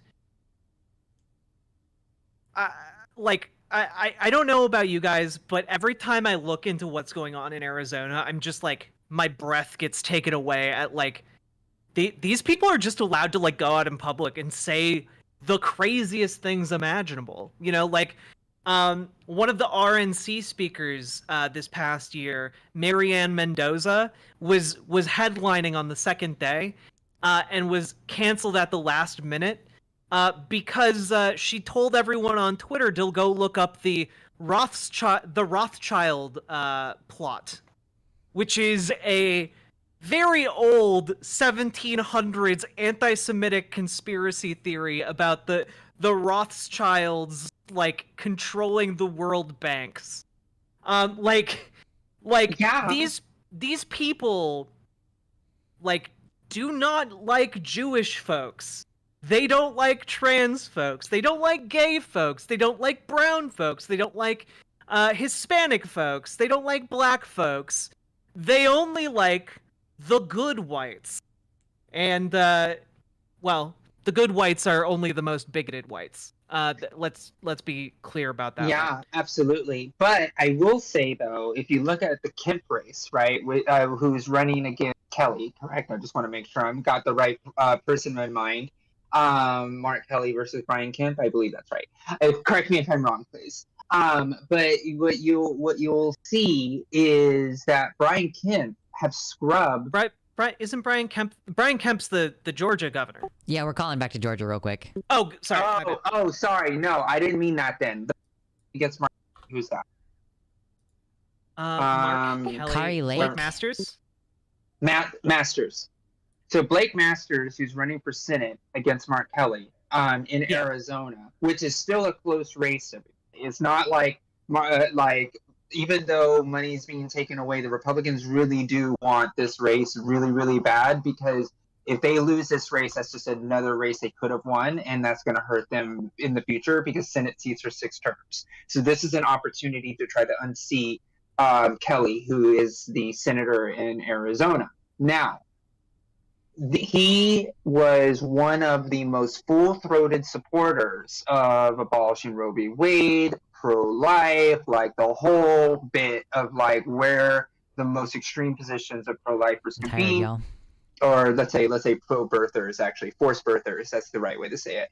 As a forced birther, he had all of his talking points. But if you go to his website now, he's taken all of that language off of his website, because he understands that that this is becoming a referendum on abortion rights, and has actually put out an ad recently stating that Kelly is lying about his abortion stances in the past, to try to say, oh, I only meant third trimester, late term, and partial birth abortions, which nobody elects to get because of procrastination, by the way. Those are very tragic, sad situations in most cases, and are only 1% of all pregnancies that have to go to abortion. Yeah, that's parents who've painted the nursery. Yeah, absolutely. Exactly, right? So the fact that now Blake Masters is trying to backpedal away from one of the most signature stances that he had on his campaign is really showing the rattling that is happening of the core values of the Republicans, because we all really know that only 30% of the Republicans believe in this most extreme way. Most people in America believe that people should have access to reproductive care. It's pretty clear across the country. And what we're starting to see is that these races in 2022 are becoming a referendum on abortion access and reproductive care for people. And so this is a good sign. And that's why we got to keep on pushing back, because we are winning when it comes to these really core issues where protecting democracy, abortion, and LGBTQ rights are becoming kitchen table issues, which I thought I would never say in my lifetime, that these would be the issues that everybody around the kitchen table are talking about and the reason people are going out to vote. So we need to keep that momentum and keep going. But I just wanted to kind of highlight about the wildness and having to see the most extreme Republicans starting to take back some of their words, because they know that it's actually not getting them votes in the ballot box. Yeah. It is it is worth noting that Blake Masters is probably like, I know that we talked about Doug Mastriano being like the most villainous person in our current political space, but Blake Masters, I would argue, is the slimiest one. He has accepted $15 million from Peter Thiel, the tech billionaire who decided it was a good idea to name his totally not a spying agency collecting all of your data company Palantir, cheekily after the devices from Lord of the Rings. But I forgot about that. That's so cringe. Yeah, right? But Peter Thiel is also a gay man who has backed Blake Masters, specifically throwing all other gay people under the bus, because Blake Masters has repeatedly said that essentially his goal is to repeal gay marriage, that he thinks LGBTQ inclusion is disgusting sex stuff, that trans women are men in women's bathrooms. He is like just this scummy dude who's more than happy to take money from a gay man when it serves his purpose, And Masters is like to Josie pointed out, he's also more than willing to like scrub all of his positions at the drop of a hat to like try and cater to where he believes the Republican majority is in order to gain some form of an edge. And while Arizona might be one of the oddest political places in America right now, this race is also one where you can actually make a difference. Masters and Mark Kelly aren't that far apart when it comes to the polls. This is another place where a small, dedicated team of canvassing folks on texting and phone banks and going door to door can actually make a difference and prevent him from gaining power, and more importantly, empower Democrats on a national level. These are, by the way, a lot of these races are races that would materially impact things that our Congress can do, right? Like, even if it's just preserving the numbers we have right now, that would be a huge benefit over having Republicans able to block any piece of legislation. Okay? Even if and if we can get like a few extra members in the Senate or in the House, and again, that's a long shot, but if we could do that, like, it would allow us to bypass the mansions and the cinemas to actually get more meaningful legislation passed to help people all across the United States, to preserve trans and gay rights, to enshrine gay marriage into law. You know, like, there are so many different things that would make a tangible difference. This is not an election to, like, sit out and look at these races and be like, my vote doesn't make a difference. Because one individual vote might not make a difference. But when you're going out there and getting 10 people to vote, 25 people to vote, 50 people, when you're working with other people to get hundreds of other people to vote, that can actually make a difference. That can turn the tide in some of these elections. We've been seeing, like Josie pointed out earlier, elections where like 500 votes made the difference, you know? I want to point out that, like, this is not about you convincing people necessarily, by the way. Yeah. Like, when we say we want you to canvass, when we say we want you to call people, what we're saying is like, oh, you're probably somebody who has a job, right? Like, I'm speaking to the audience. Like, you probably have a job, and you might feel yourself like, oh, how am I going to get time off on the day that I'm supposed to vote?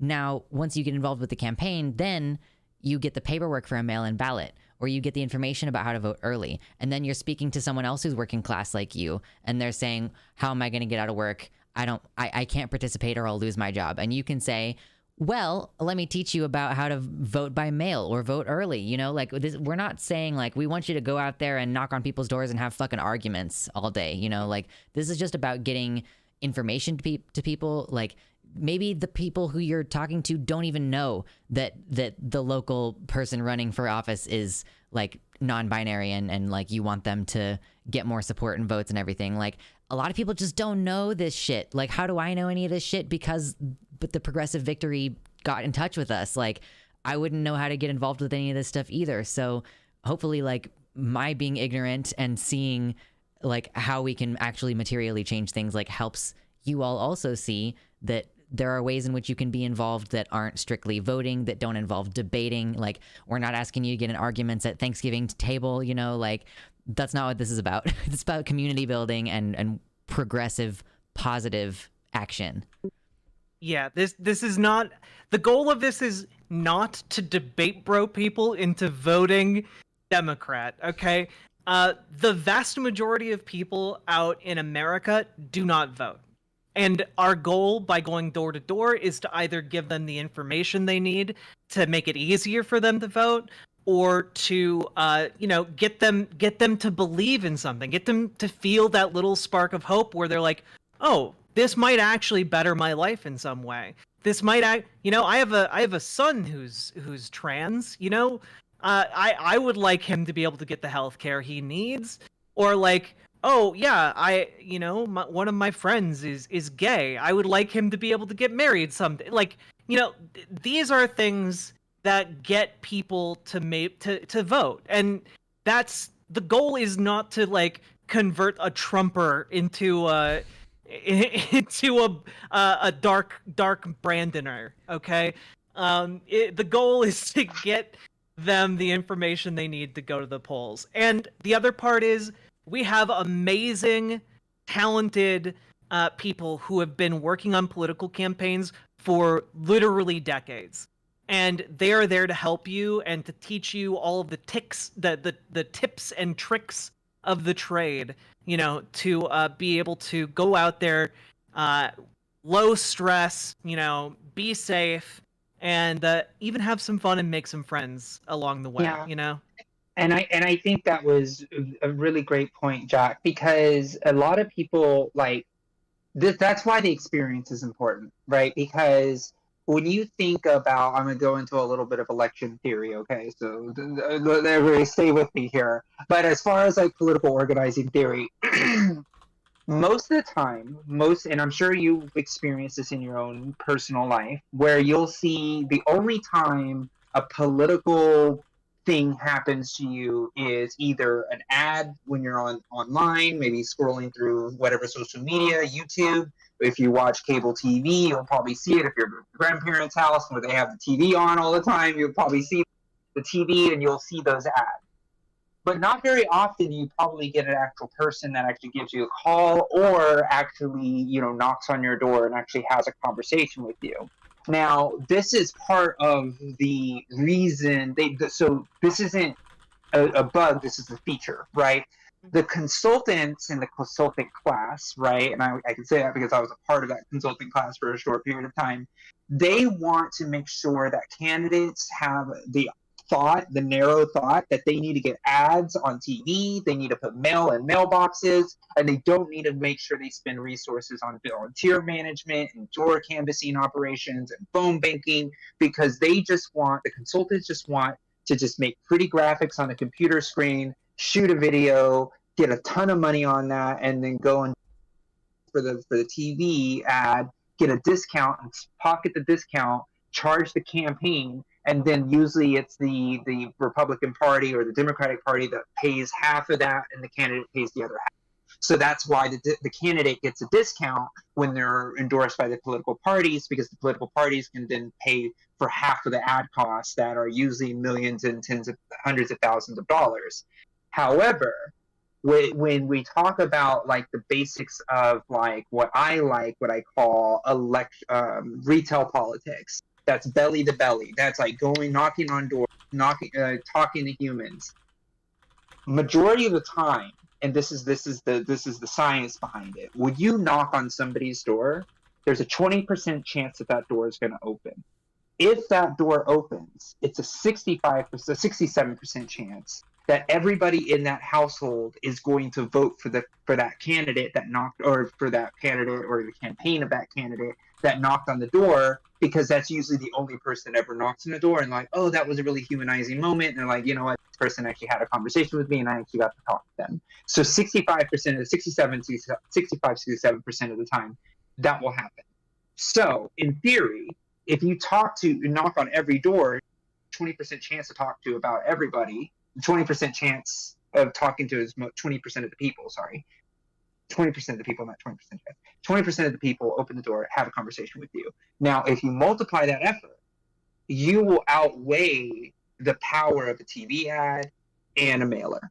Because when you're going through the mail, what happens? You usually throw away the political stuff because they're just junk mail, just like everybody does. So usually what happens is you have to see a name 27 times if you're just an average voter to be able to think that you're going to vote for that person. That's why this type of political organizing is so powerful, because your call or your door knock is more powerful than probably $1,000 in ad buy. That's the truth.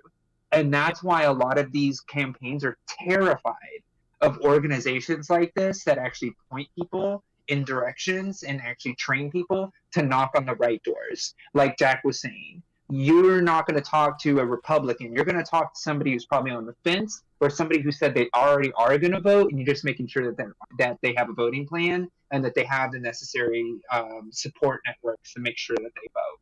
Those are the conversations that you're probably going to be having, which are pleasant, fun, amazing, energizing. It's like, oh, I didn't know the election was next week. Huh. Wow, you just got that vote really easy, but it took that call to make that happen. And that's why it's important to have this really highly trained, experienced crew of people that are able to cut these lists and say, hey, all these people are ready to hear from you, right? They want to hear from you. That's what's special about it. It's important to jump on these type of opportunities because there isn't a lot of opportunities where you actually have structure to use your time effectively.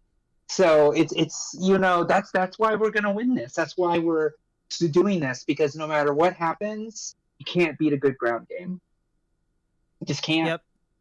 Well, and frankly, we need that good ground game, especially in Arizona. Like, it is scary there. Like, while the Blake Masters race against or the race against Blake Masters by Mark Kelly is a winnable race, we also need to reiterate that a lot of people just vote down ballot on party stuff, and the more votes we can get for Mark Kelly, the more votes we can get down ballot as well, which makes a great, huge difference in the entire state.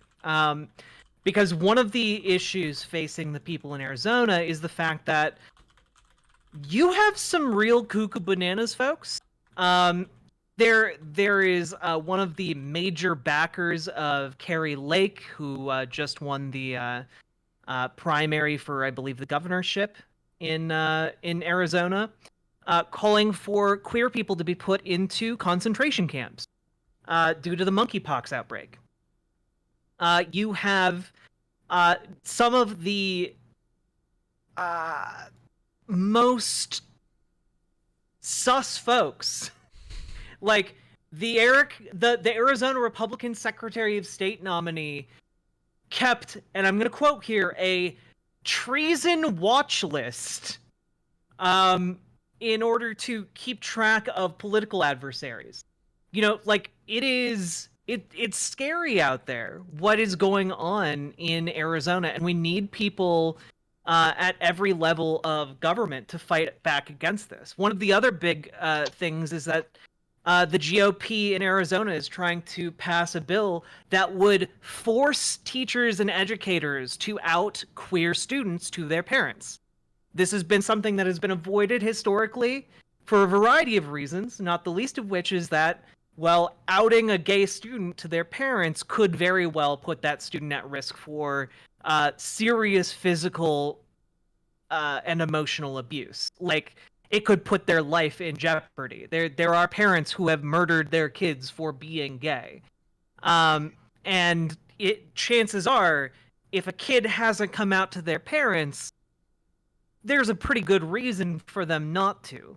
They are choosing not to come out to a parent for a specific reason.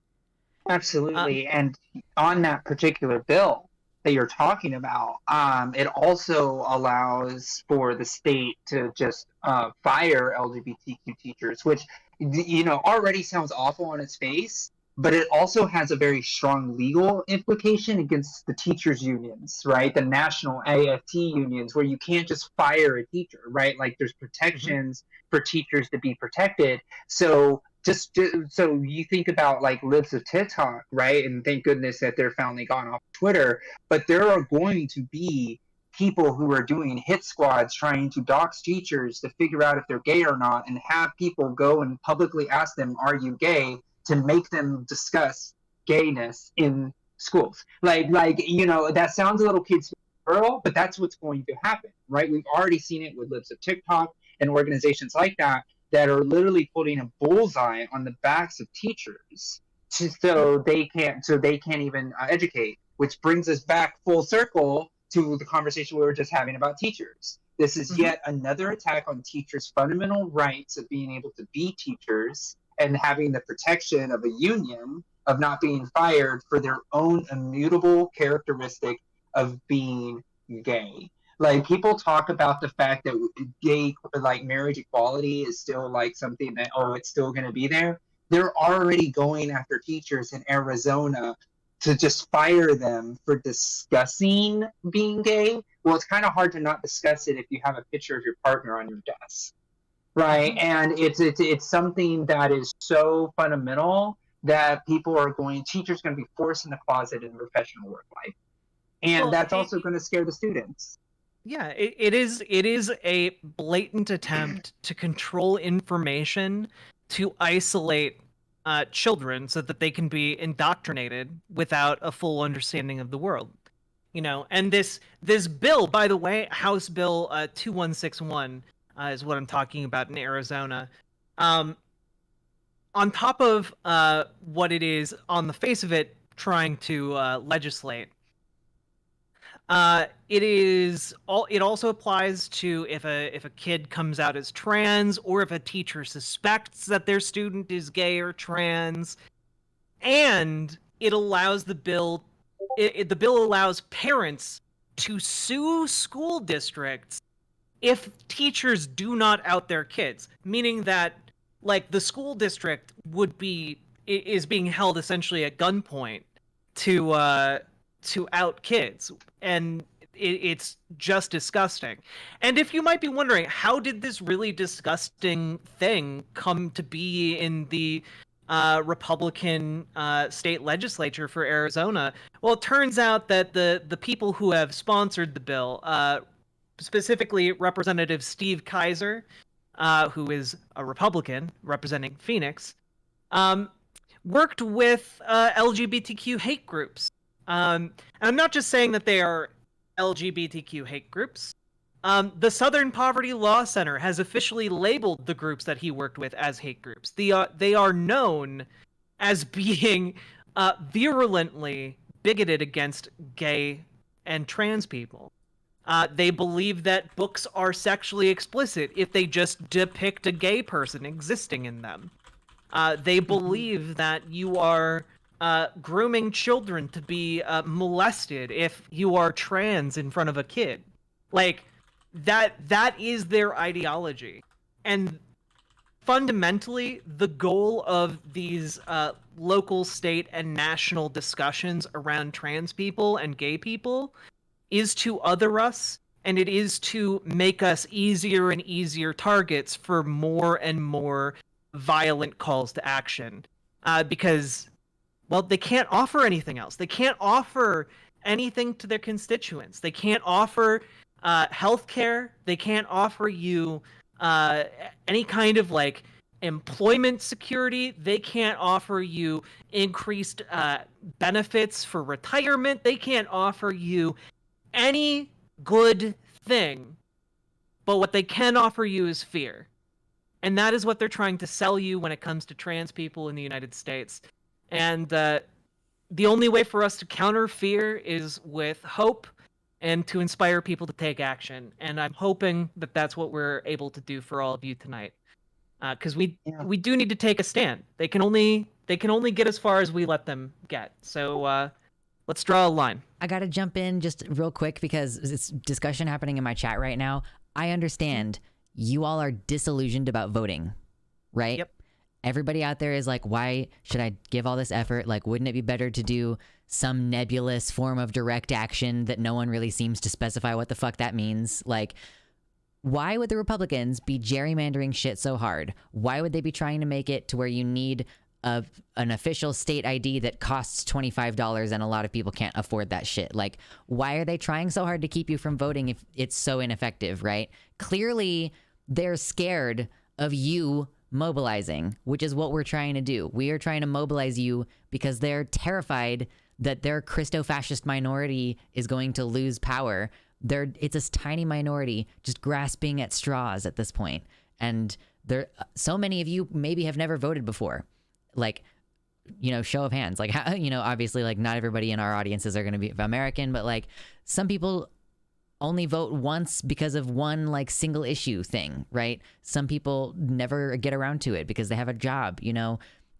Motivating you to get involved in that way does make a difference. Why would they be trying so hard to prevent it from happening if it didn't make a huge difference? Let's show them the difference it can make. No, we aren't, by the way, saying just vote harder. What we're saying is get out and get other people to vote too. Because again, it's true. Your individual vote in the grand scheme of things doesn't matter. But 10, 20, 100 votes, that does matter. That's the stuff democracy is made out of. So Yeah, we yeah. need to get out and get other people to vote, because if we can't mobilize people to go out and vote, how the fuck are we going to mobilize people to do anything else? How the fuck are we going to mobilize people to get out and do any of that other nebulous direct action? Okay? This is the lowest bar. Okay? Let's get people to vote, and then we can talk about doing other cooler shit. Yeah, and like, and I will never forget. It was back in, I think, 2014. I was asked to be a Democratic observer for a hand recount of a small city council district in a town outside of San Diego called Chula Vista. The Democrat lost by one vote, no lie, one vote in an actual fairly sized city election for a city council seat. I was blown away. And like, when I was watching the votes, we were like trying to make sure there wasn't like a mistake or somebody miscounted something. It was like by hand. I had to watch this entire process for several hours. One vote. Okay. Like that, I have to say that because those votes really do and can and will matter in the grand scheme of things, because we are fighting. And I know it was already said that Republicans have been working on gerrymandering and also voter suppression. In Florida, they are now seeking conviction of 5 people who voted illegally because there was a weird law, caveat to the felony law that allowed voters in Florida to do felonies. There are some people who are looking at a 5-year prison sentence because they didn't even know they weren't able to vote, but the state of Florida still registered them to vote anyway. This isn't a situation where now, if you vote by accident, by some happenstance, because they made a mistake in the voter registration process, that you could be looking at 5 years in prison. That doesn't sound to me that the Republicans think your vote doesn't matter. That they're literally trying to put people in prison for doing nothing more than exercising their vote. And by having it be that, like, if you've committed certain crimes, you're not allowed to vote unless you petition and ask for permission to vote again, which is how it works in Florida. Like, look at what they're criminalizing. Who are they criminalizing? What rights do criminals have? Like, if you don't have the right to vote once you commit a crime, then the people in power can just arbitrarily decide that something about who you are intrinsically is a crime. Like, they're literally trying to come after drag in a broad sense in Florida right now in a way that could very much easily lead to the idea that cross-dressing, quote-unquote cross-dressing around children generally could be considered pedophilic behavior and put you on a sex offender list. Like, pay attention to who they're trying to deprive of votes. Why are there so many black people in prisons? Because black people vote overwhelmingly Democrat. Like, voter suppression is real. And look at this as well. And incarcerated individuals can't vote. There is no surprise that most of those prisons are in Republican-led districts, because they know that if the prison populations actually voted in those districts, that it would actually swing the elections. Yeah, it counts towards their population count for how many representatives they get, but they can't vote. Absolutely. And guys, just to reiterate, like, I know that it might not seem like much right now, but if we can like roll into 2022 midterms with an effective movement under our belts, rolling into 2024, we have the possibility to actually make a difference, not just in local, state elections or even national elections. We're talking presidential elections, okay? Like, when you look at the last presidential election cycle, okay, Joe Biden won Arizona by like 10K votes. Right. Like, he won Georgia by 12K votes. He won Nevada by like 33K votes. Like, Wisconsin by 20K. Like, we are talking about such thin margins that our dedicated efforts could easily make the difference on national, presidential, historical levels. And that's not me blowing smoke up your ass. That is legitimately a difference that we all can work together to make in our country. And that could mean the difference between like you having civil rights or not. It could mean the difference between me having civil rights or not. this shit does matter. It's not, we can't kick our feet back. We can't kick our feet up and like take a smoke break, because unfortunately, as trans people, we do not have that luxury. Right. And let's look at it, right? Like, a lot of you may be disillusioned because you've been voting for maybe a couple cycles, right? And you're like, oh, I voted, I didn't do it. Okay. So when the Republicans lost Roe v. Wade, they knew it was probably going to take anywhere between 30 to 50 years to get that overturned. But they knew that as long as they kept on voting and kept on voting and kept on voting, that they would eventually start stacking the court, and they would start stacking people who would start appointing terrible people to those courts, and then eventually they were able to win. We should not be disillusioned, because disillusionment is what they're counting on. It doesn't matter. The Republicans are always going to vote. It doesn't matter how disillusioned they are. They don't care if Obama just won. They're still going to vote, because they know that their vote is the way that they effectively affect change. So we need to fight at their own game. There's a reason why school board meetings are full of Republicans, because they've gotten so good at mobilizing organizers to go and party, that they now have extra inner organizing energy to go and politicians in their boardrooms. Like, this is what is happening, right? And so we have to suck it up and say, look, like, we may have lost this one, but we're going to keep fighting on. That's the only way it's going to work. And you know what? The best way to fight is by typing !MAP into chat, which will allow you to get a link to transalsquad.com, which will provide you a link to the transalsquad.com website, where there is an interactive map showing you the races we are focusing on the most in the upcoming election cycle, the upcoming midterms. And every blue pin on that dot represents somebody who is signed up to try and make a difference in their local, state, and national elections. And underneath that, you'll find a form that you can fill out. And that form can sign you up for text banking, phone banking, or house-to-house canvassing, all of which will make a colossal difference. I promise. I promise it will make a difference. And on top of that, you should absolutely head over and join the Progressive Victory 2022 Discord, and you can access that in my chat with Victory, ! Victory, I should say, where you can get up-to-date information on local, state, and national races. And on top of that, you can access and have your questions answered about anything basically about canvassing or running a campaign or being a part of a campaign. We have people with decades of experience working on this, and they have put all of their expertise at your disposal. Frankly, I'm very thankful for them for helping us out. They've been wonderful partners setting this all up together and helping us do what I hope is going to be a really amazing thing. So please, absolutely check those out. I agree. And I just wanted to say this really quickly about this team, and I know I throw my experience around a lot, but I've worked for it, damn it. So I'm going to do it.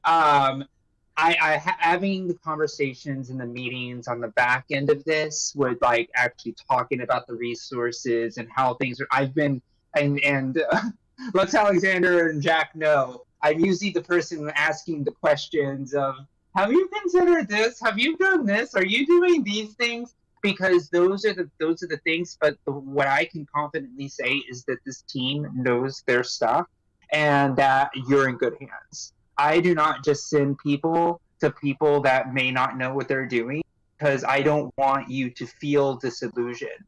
Because most likely the reason that you're disillusioned is because you probably worked for a candidate that sold you a pellet of goods that didn't even get 10 votes, right? And I am joking about 10 votes, but I'm just saying there's a lot of candidates out there that blow a lot of smoke on their ability when they actually don't know how to run campaigns, and that can suck. I know. I've worked for candidates that just did a terrible job, and you're just like, gosh, I just wasted my time on that person that didn't even put in the work to win.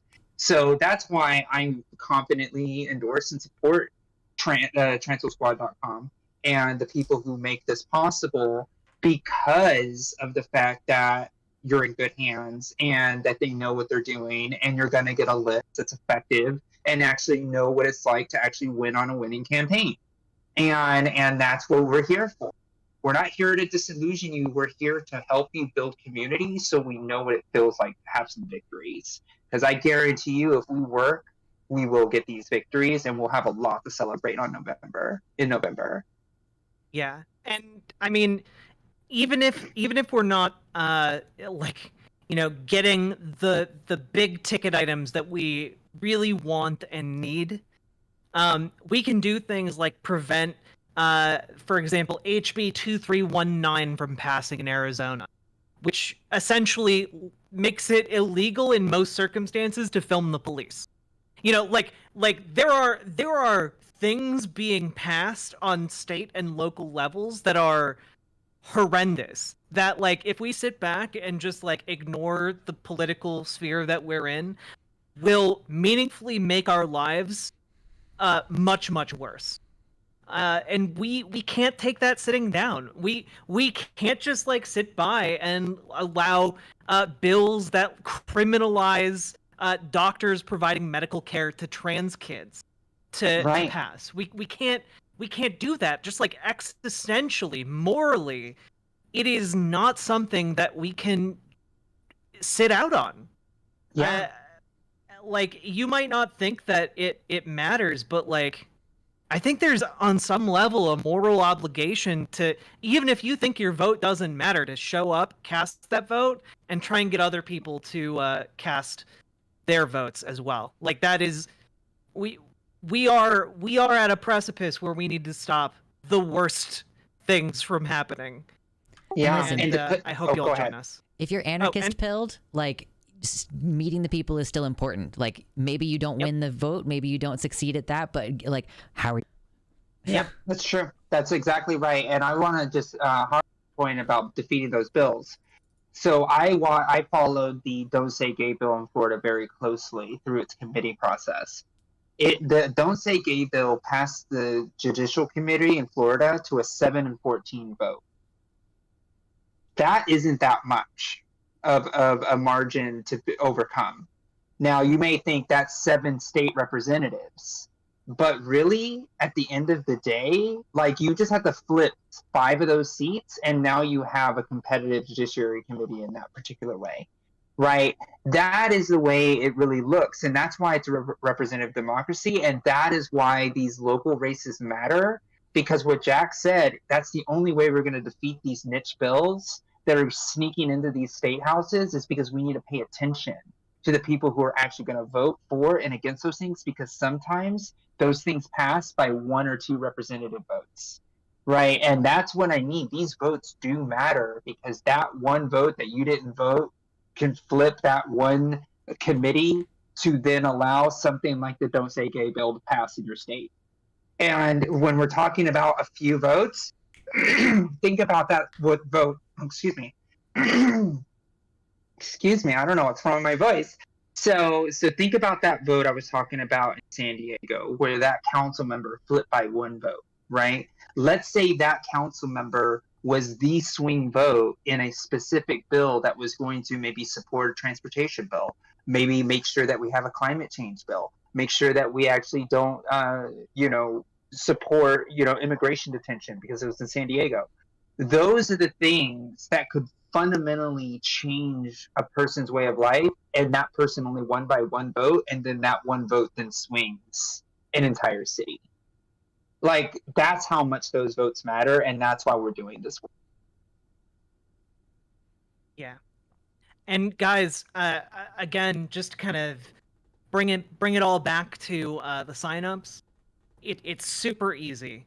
You need an email, you need a first name, last name, zip code, and then you can choose to put in a phone number, Discord handle, whatever. And then you click a little box, says phone bank, text bank, or canvas.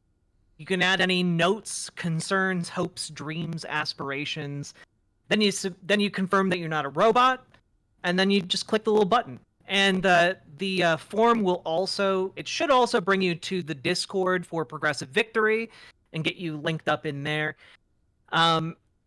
It's super, super easy, and we don't have to jump right to saving the world. We can just step by step. It starts with a little form, and clicking that link to go to transilsquad.com. Okay, we need to transil.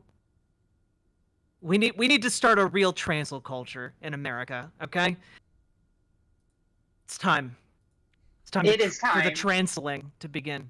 It is time for the translating to begin, and we are really, I don't know. I think we've kind of, I don't know if we're wrapping up or not for this particular segment, but I will say that I am very happy with this team, and there's going to be more streamers coming in. We're going to have a lot more in-depth conversations about particular elections. Because I think it's important to be able to see in real time the work that we're doing and what our work can actually push, prevent, and actually support. This is actually something that I think after this is all said and done and we are able to see those results roll in November, I think we can sleep well that next day because we know we work really hard to make sure that we are moving this country in the right direction.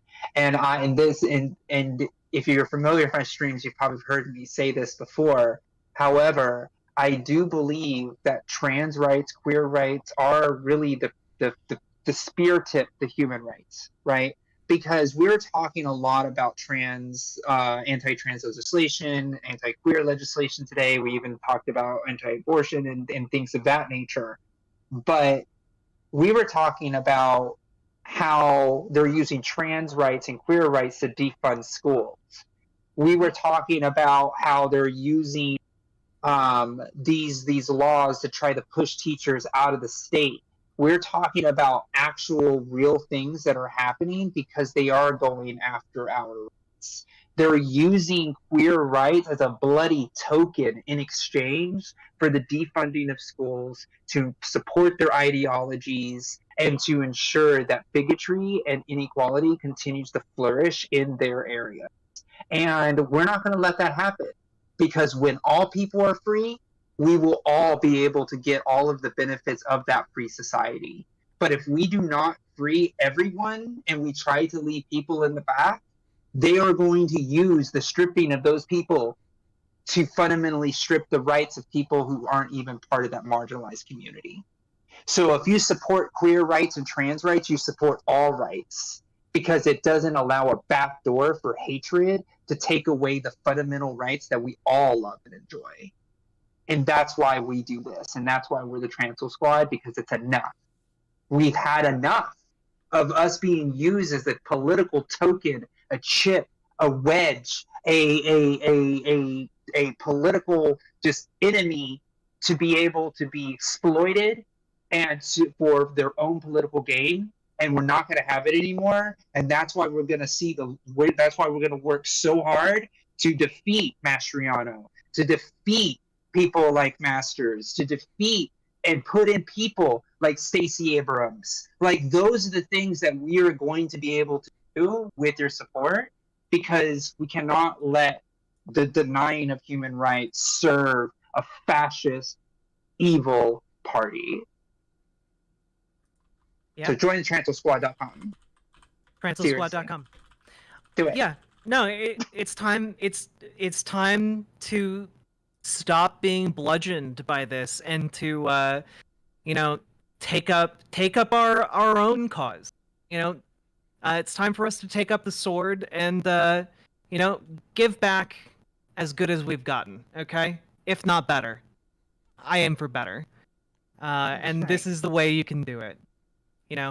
Pick up the weapon they've used to beat us down, and use it to fight for justice, to fight for rights, to fight for schools and knowledge, acceptance and love. And I can think of nothing more suiting for the 2022 midterms than to turn it all around with a message of radical, fascist defeating love. And I hope you'll join us at transilsquad.com. That's awesome. Hey, so to end on a light note, Jack and I were at a wedding for our friend of the stream for sure, Maddie. Mhm. And there was a question that was asked, and I think this will be a fun, maybe teaser fun thing to end on. I don't know if you were there for the conversation, but there was a question that's kind of controversial where the definition of a guillotine being a weapon. So, in front of all of us here, is the guillotine a weapon? My inclination is to say yes. Although, as always with these things, the answer is, well, what do you define as a weapon? Like what's the difference between a weapon and a tool, for example? That's an important distinction to make. Right? Exactly. Like, is it a weapon or is it a tool for justice? Like, is the hangman's noose a weapon? I don't know. It could be a weapon if it's wielded that way, I guess. Go ahead, Jack. I mean, I think it boils down to is state execution a weapon? Is the power of the state a weapon?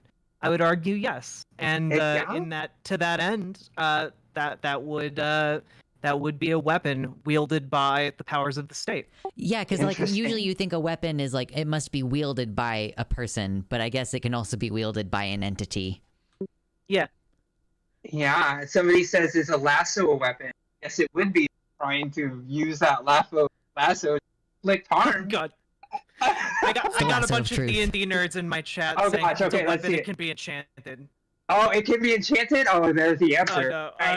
Thank you to our role players, TPPRGs. Thank you so much. So if whomst it be wielding it changes whomst whether it's a weapon. Like, is it a weapon still if being used? When I think of a guillotine, I think of like retaliatory violence from the peasants against the upper gentry or whatever. Like, is it whomst wielding? Yeah, but honestly, though, the guillotine is always used the state, and that's why I think the people rise up and go against the ruling class with the guillotine because it's the symbol of their oppression. Turning the weapon against them, I guess. Yeah. Yeah. You know, it could be a great day when the guillotine is no longer associated with violence and is instead used as like a slicer for lettuce. Cheese or slicer. Cheese. Or a melon, maybe a spaghetti. Well, I think that would be a beautiful. Sometimes. I think that would be a beautiful thing if we advance so far as a society where it was seen as less a thing of fear and violence and more of a kitchen item. Well, I think that would say a lot of good things about us as a species. Yeah, I think you're right. But I think I just wanted to end on a fun note since we are the Transfer Squad. Why not talk about the guillotine and how it can be wielded as a weapon? You're welcome, everybody. I appreciate this thought-provoking philosophical discussion that we've ended on. Yes, absolutely. Well, with that, I am going to close up my stream for 5 minutes on my own, since I haven't been on stream in like 2.5 weeks, so I need to say hi to everybody, but I'm sure you probably are going to do the same. Yeah, one last time, transfersquad.com, head over there, sign up. And I don't know. Let's build the political trebuchet that will hurl us towards a better future. Join the Discord. Trebuchet's totally weapon. Before we sign off, let's all do one more round of like, hey, here's who I am and here's where to find. Yes. Because I would love it if my followers, if any of you enjoyed conversation tonight, Riverboat Jack and Josie, both of their links are going to be in the description of my video. We never did pronouns also is the thing that I realized halfway through. Yeah. So I will just go ahead and I guess start. So Josie Rose C, Twitter by that handle, as well as Twitch at twitch.tv/Josie Rose C. I haven't been able to stream as much, I guess I'll go ahead and plug why I am running the U.S. Transgender Survey for the National Center for Transgender Equality. And we are going to be starting that rollout next month and actually be launching the survey on October 12th. So if you haven't taken the survey, or you're trans, non-binary, non-conforming, or think you might be, make sure you take it at ustranssurvey.org. I really appreciate all of you, because data is our strength if we are able to collect those stories collectively.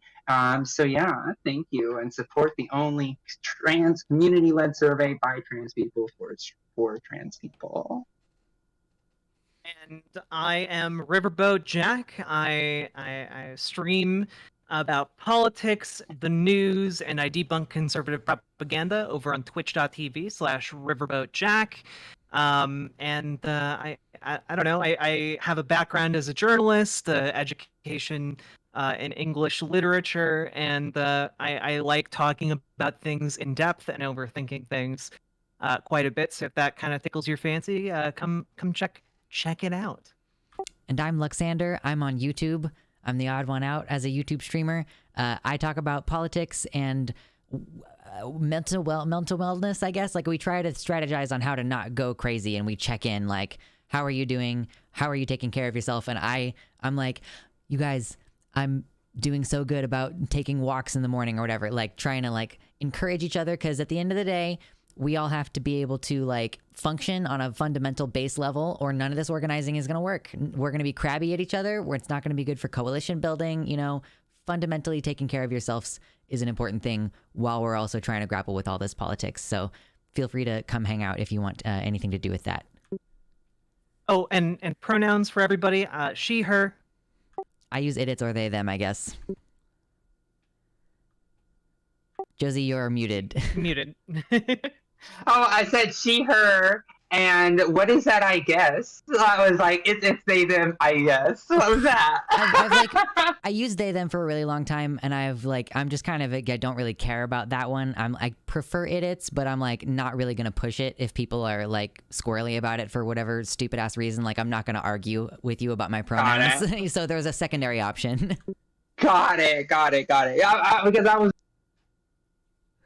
making sure, checking in, you know, talking about that. I'm like 13 years deep into knowing that I'm trans, so I just don't fucking care anymore, is fundamentally what it comes down to. Oh my gosh, a really quick personal story. So I was at the airport yesterday. And I was walking out of the airport, and I really needed to pee really, really bad. And I'm walking, and like the girl bathroom is locked. The other woman's bathroom is locked. All the men's bathrooms are open. It's like a weird, bizarro world. Walking down, and then the final girl bathroom, like before the baggage claim, was also locked. And I'm like, this is out of control. So I start to go, and I'm like, fuck it, I'm just going to use the boys' bathroom. Which I'm like, all right, I'm really reached the state in my transition where I'm like, this is a viable option possibly. And as I'm trying to walk in, this janitor from the other side of the fucking terminal goes, Ma'am, that's a guy's bathroom. You can't go in there. And I'm like, I really need to pee. And then it's like, go downstairs. And I was like, what the hell? I know. And I was just like, I was gender policed out of the boys' bathroom. And it was like one of those situations where I was just like, I almost said this. I go, if I use the urinal with my penis, does that count? I wanted to say that so badly. But it was like that Thanos meme of like, what did it cost? It's like, it cost everything. So I didn't know how to feel. I thought it was really funny. I was like, wow, okay, I see how this is going now. Anyways, personal story. Sorry for the tangent. Thought it was funny. Love y'all. Right, thank you so much for showing up. This has been a fantastic stream, and much love to all of you. Yeah. Much love. Bye. Speak soon. Let's do it again. Bye. Okay. I think that we're done. We're in the clear now. Okay. I think we're all done. We're in the clear. Okay. So now I'm ready to just chat with you all Yeah. Okay. Not going to go for much longer now, but I do want to check in and say hello. Frackle in the YouTube chat followed from Josie's chat. Glad to meet you. Followed on Twitch and YouTube. Going to dig through your channel. Hell yeah, do it, Frackle. Thank you so much. Welcome. I appreciate you. I like was glancing at website chat, but I wasn't trying to like talk over them while I'm talking to you all. I generally try not to like speak over other people in those kind of group chat things. So yeah, I enjoyed it. That's not the only time we're gonna do it. We're gonna do more panels like that, maybe at least twice more with maybe a different group of people each time. I don't have anything else going on, so I don't mind doing those. It does feel weird to be here on a Monday. It's very strange. Just to be totally clear, everybody, we're not going to be streaming tomorrow since we just did the 2 days in a row. I might squeeze in an extra stream maybe Wednesday night, but tomorrow we're not going to be on. Yeah, that was really enjoyable. I like both of them. I feel sometimes like I have a hard time getting a word in on panels because I interrupt a decent amount in person. But it's harder to do on Discord because everybody's going to have robot voice while we're talking over each other. So, hordification, true. Yes, we're converting people. If you are new here, you just came from one of the other people's chats.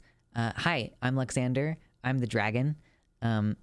I decided not to wear my horns today because sometimes you want to seem more normal than you are. Do you know what I mean? Like sometimes you feel like, oh, maybe I don't want to like let people know how fucking crazy I am.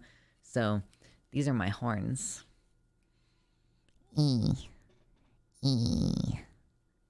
They're good. They make me feel good. Oh, I got them to balance. Normally I have to squeeze my skull in order to get them to stay. So they're just balanced there nicely right now. What's up, Maria? How's it going? They do seem like good folks. Yeah, I've been, Josie, if you've been around for a few months, if you remember, I did a panel with Brother Malcolm, like, goddammit Malcolm, who is a trans man. And I can't remember what the subject of that panel was, but Josie was on that panel. So we have met her before. But I've been speaking to both of them over the text conversations, and then also via like I said at the beginning of the stream, like we have meetings where I'm like, oh shit, I have a meeting, like I have a call that I need to join. A weapon is defined by the people who use it. That's fair enough, that's totally fair enough.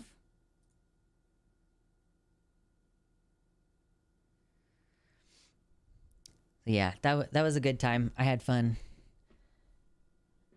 Didn't quite talk as much, so I guess I have more energy than I normally do at the end of stream, because normally I'm like very exhausted from having talked for like 3 consecutive hours. My insides hurt. Like my cramps are crazy this week. I'm glad that they I'm glad that they chilled out a bit while we were actually streaming, because before stream I was like doubling over. I was like on the floor. It was not a good time. My IUD insertion is like... So I finished Shark Week and then I got an IUD installed. If you're missing the lore, I got an IUD put in a week ago, and my it didn't cramp at first. A couple days afterwards it started to cramp, and it's my body going like, get the fuck out of here, I think is basically what's happening. Is all of the muscles in the area are trying to be like, get out, it's a foreign object, go away. And I'm like, I know the foreign object is supposed to be there. I had them put it there, please leave me alone. So that's just been me fighting with my cervix for a couple days now. Guillotine was used against pirates, aka homeless people who turned against the state for abuse. Yeah. What would the damage dice be if your half-giant character used a guillotine for melee? As far as like a giant and what weapon a giant should wield, I've discussed this with my partner. I think the obvious answer is a scythe. Like the obvious answer for what weapon should a giant wield, it's a scythe, obviously, because you can just sweep it low to the ground and cut people in half. Like, obviously that's the weapon you should be using, right? Like, is there literally any weapon other than that a giant should be using? Oh man. Tradition would say club, yes, but I am not appealing to tradition. I'm saying, like, what would be beneficial? Scythe is generally not a very useful weapon, but pole arms are generally a good idea. I mean, I'm like, if the giant, if we're talking about a giant who's like height, like 3 or 4 times the height of a person, I'm not talking about a scythe that you like hold and it has a straight stick. I'm talking about a scythe that, like, it's a 2-handed weapon and you hold it low to the ground and you sweep it back and forth like this, like a scythe for cutting grass. Like, and you would just wield it that way. You would just hold it low to the ground and cut legs off, cut people in half, whatever. Like, scythes are incredibly sharp, you know. A giant broom as a weapon, true. Just start sweeping the people away. Yeah, like I'm when I think giant, I'm thinking like shit. I'm thinking like Game of Thrones, where they're, you know, the giant can have like several whites like crawling over him, you know, like a person on the ground couldn't reach if they wanted to stab him in the face, you know.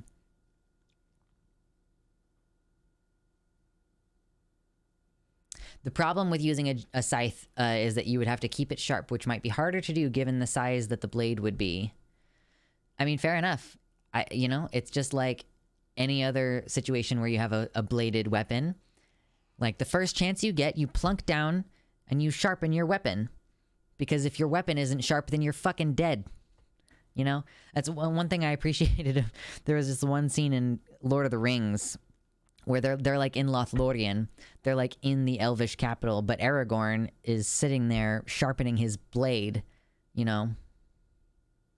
Is it a weapon if it shoots on its own? For instance, if a robot trained to shoot on its own goes rogue, is that a weapon? Like, I guess that's the question about, like, the robots from Judge Dredd or whatever. Consider bladed stomping boots of death. You mean, fair enough. Just the giant just needs like goth boots with those big fucking spikes around the bottom of them, you know, and just kick people, impale people, spikes. A tree would make a good weapon. See, a tree being a weapon for a giant kind of is reminiscent of a club, just a very rude, a makeshift club, essentially. I like how we're building off of each other's ideas for this particular completely pointless dumbass conversation. What about spiky knuckles? But the advantage of being a giant is that you're up here. You know, the advantage of being a giant is that they can't reach you. So if you're trying to do spiky knuckles against like an army of men, then you got to reach down, and then your face is within range for the spears to poke your eyes. You know, like the idea of this is the same. It's like the same principle about like if a dog attacks you. You know, like you don't want to get on the level of the dog. You are taller than the dog. You remaining on your 2 feet, very strong. This is why trying to kick a dog is a bad idea, because then you're off balance. And then you're fucking on the ground because the dog jumped on you, you know? Like, you got to maintain your footing, and you got to have a weapon that reaches down so that you're not entering what is effectively their melee range, you know? Yeah, taking notes on the fantasy combat. I think giants benefit from blunt weapons because they can better utilize their strength to inflict damage rather than requiring a sharpened edge. Once you get to the amount of force that a giant can inflict, it doesn't really matter if the weapon is sharp or blunt. It'll liquefy you either way.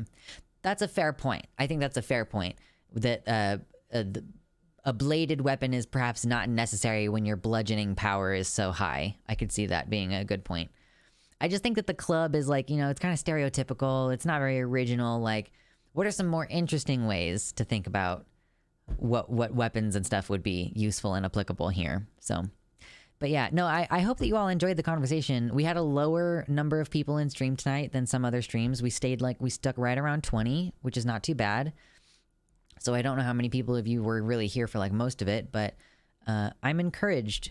I like the way that convo went. It's not going to be every week or anything like that. We're only going to do this like once or twice more in this election cycle. Yeah. Hopefully we all make more friends, build more community, participate more with other people. I just have to accept that when I'm on a panel, like, I'm not going to really get the chance to talk very long. I'm going to just, like, I just have to accept my role as someone who just, like, jumps in and says something, like, kind of astute and, like, targeted and then backs the fuck out of the conversation again. Like, that's just my role in a panel, I guess. Gendered bathrooms are a scam to sell more transphobia. True. How about a whip as a secondary? I'm sure that a giant could get that thing to have ludicrous amounts of force behind it. Yeah, the whip I could see being useful. It's a weapon that you can only use on one target at once, you know? Like a club or a scythe, you could sweep through and like hit multiple people, right? But the whip, it's going to have a specified end point, only hitting one target at a time. Plus, it's so far away from you, you know, someone could grab it and, like, you know, it could get wrenched from your hands, potentially. As a very tall person, getting things close to the ground is tough, so I imagine it'd be the same for a giant to human scale. So a giant push mower sounds like the perfect weapon against human height foes. True. I mean, fair enough, true.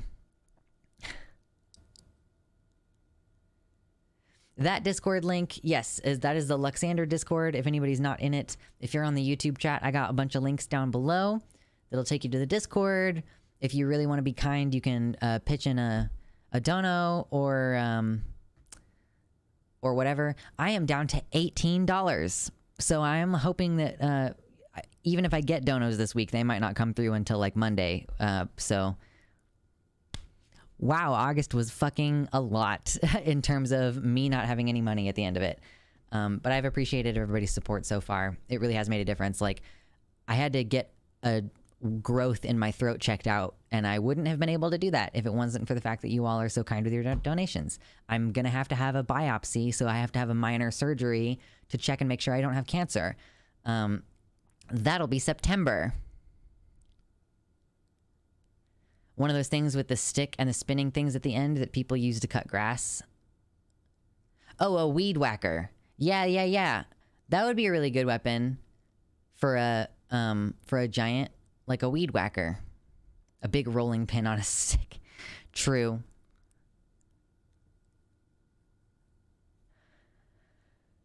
Oh yeah, we have fun. We have fun little convos. So... but yeah, I just wanted to take a few minutes to touch base with you all, say hello, check in and make sure things are all going good. A rocket launcher. A really, really sturdy giant-sized fly swatter. Good point, good point. Just smack. I like the something that Ygritte says to Jon Snow when he first meets a giant. She's like, don't look at them too long because they will get she says they're shy. They'll get upset at you staring. She's like, I once saw one of them hammer a man into the ground, like beat a man into the ground like a hammer on a nail. Just like, poof, poof, poof. Like, holy shit, dude. Giants are scary. Don't piss them off. All right. I'm thankful that you all hung out for that abnormal stream. Abnormal in multiple ways. Decoy Duck, I saw your dono earlier. I don't know if you are still here, but I appreciate your tier 1 sub. And I'm going to go ahead and say goodnight for tonight. Again, I will not see you tomorrow. I might go ahead and see you later in the week, though. I'll definitely see you Thursday, if not an additional time. So, much love. Take good care of yourselves. And I'll see you in just a couple of days. Good night.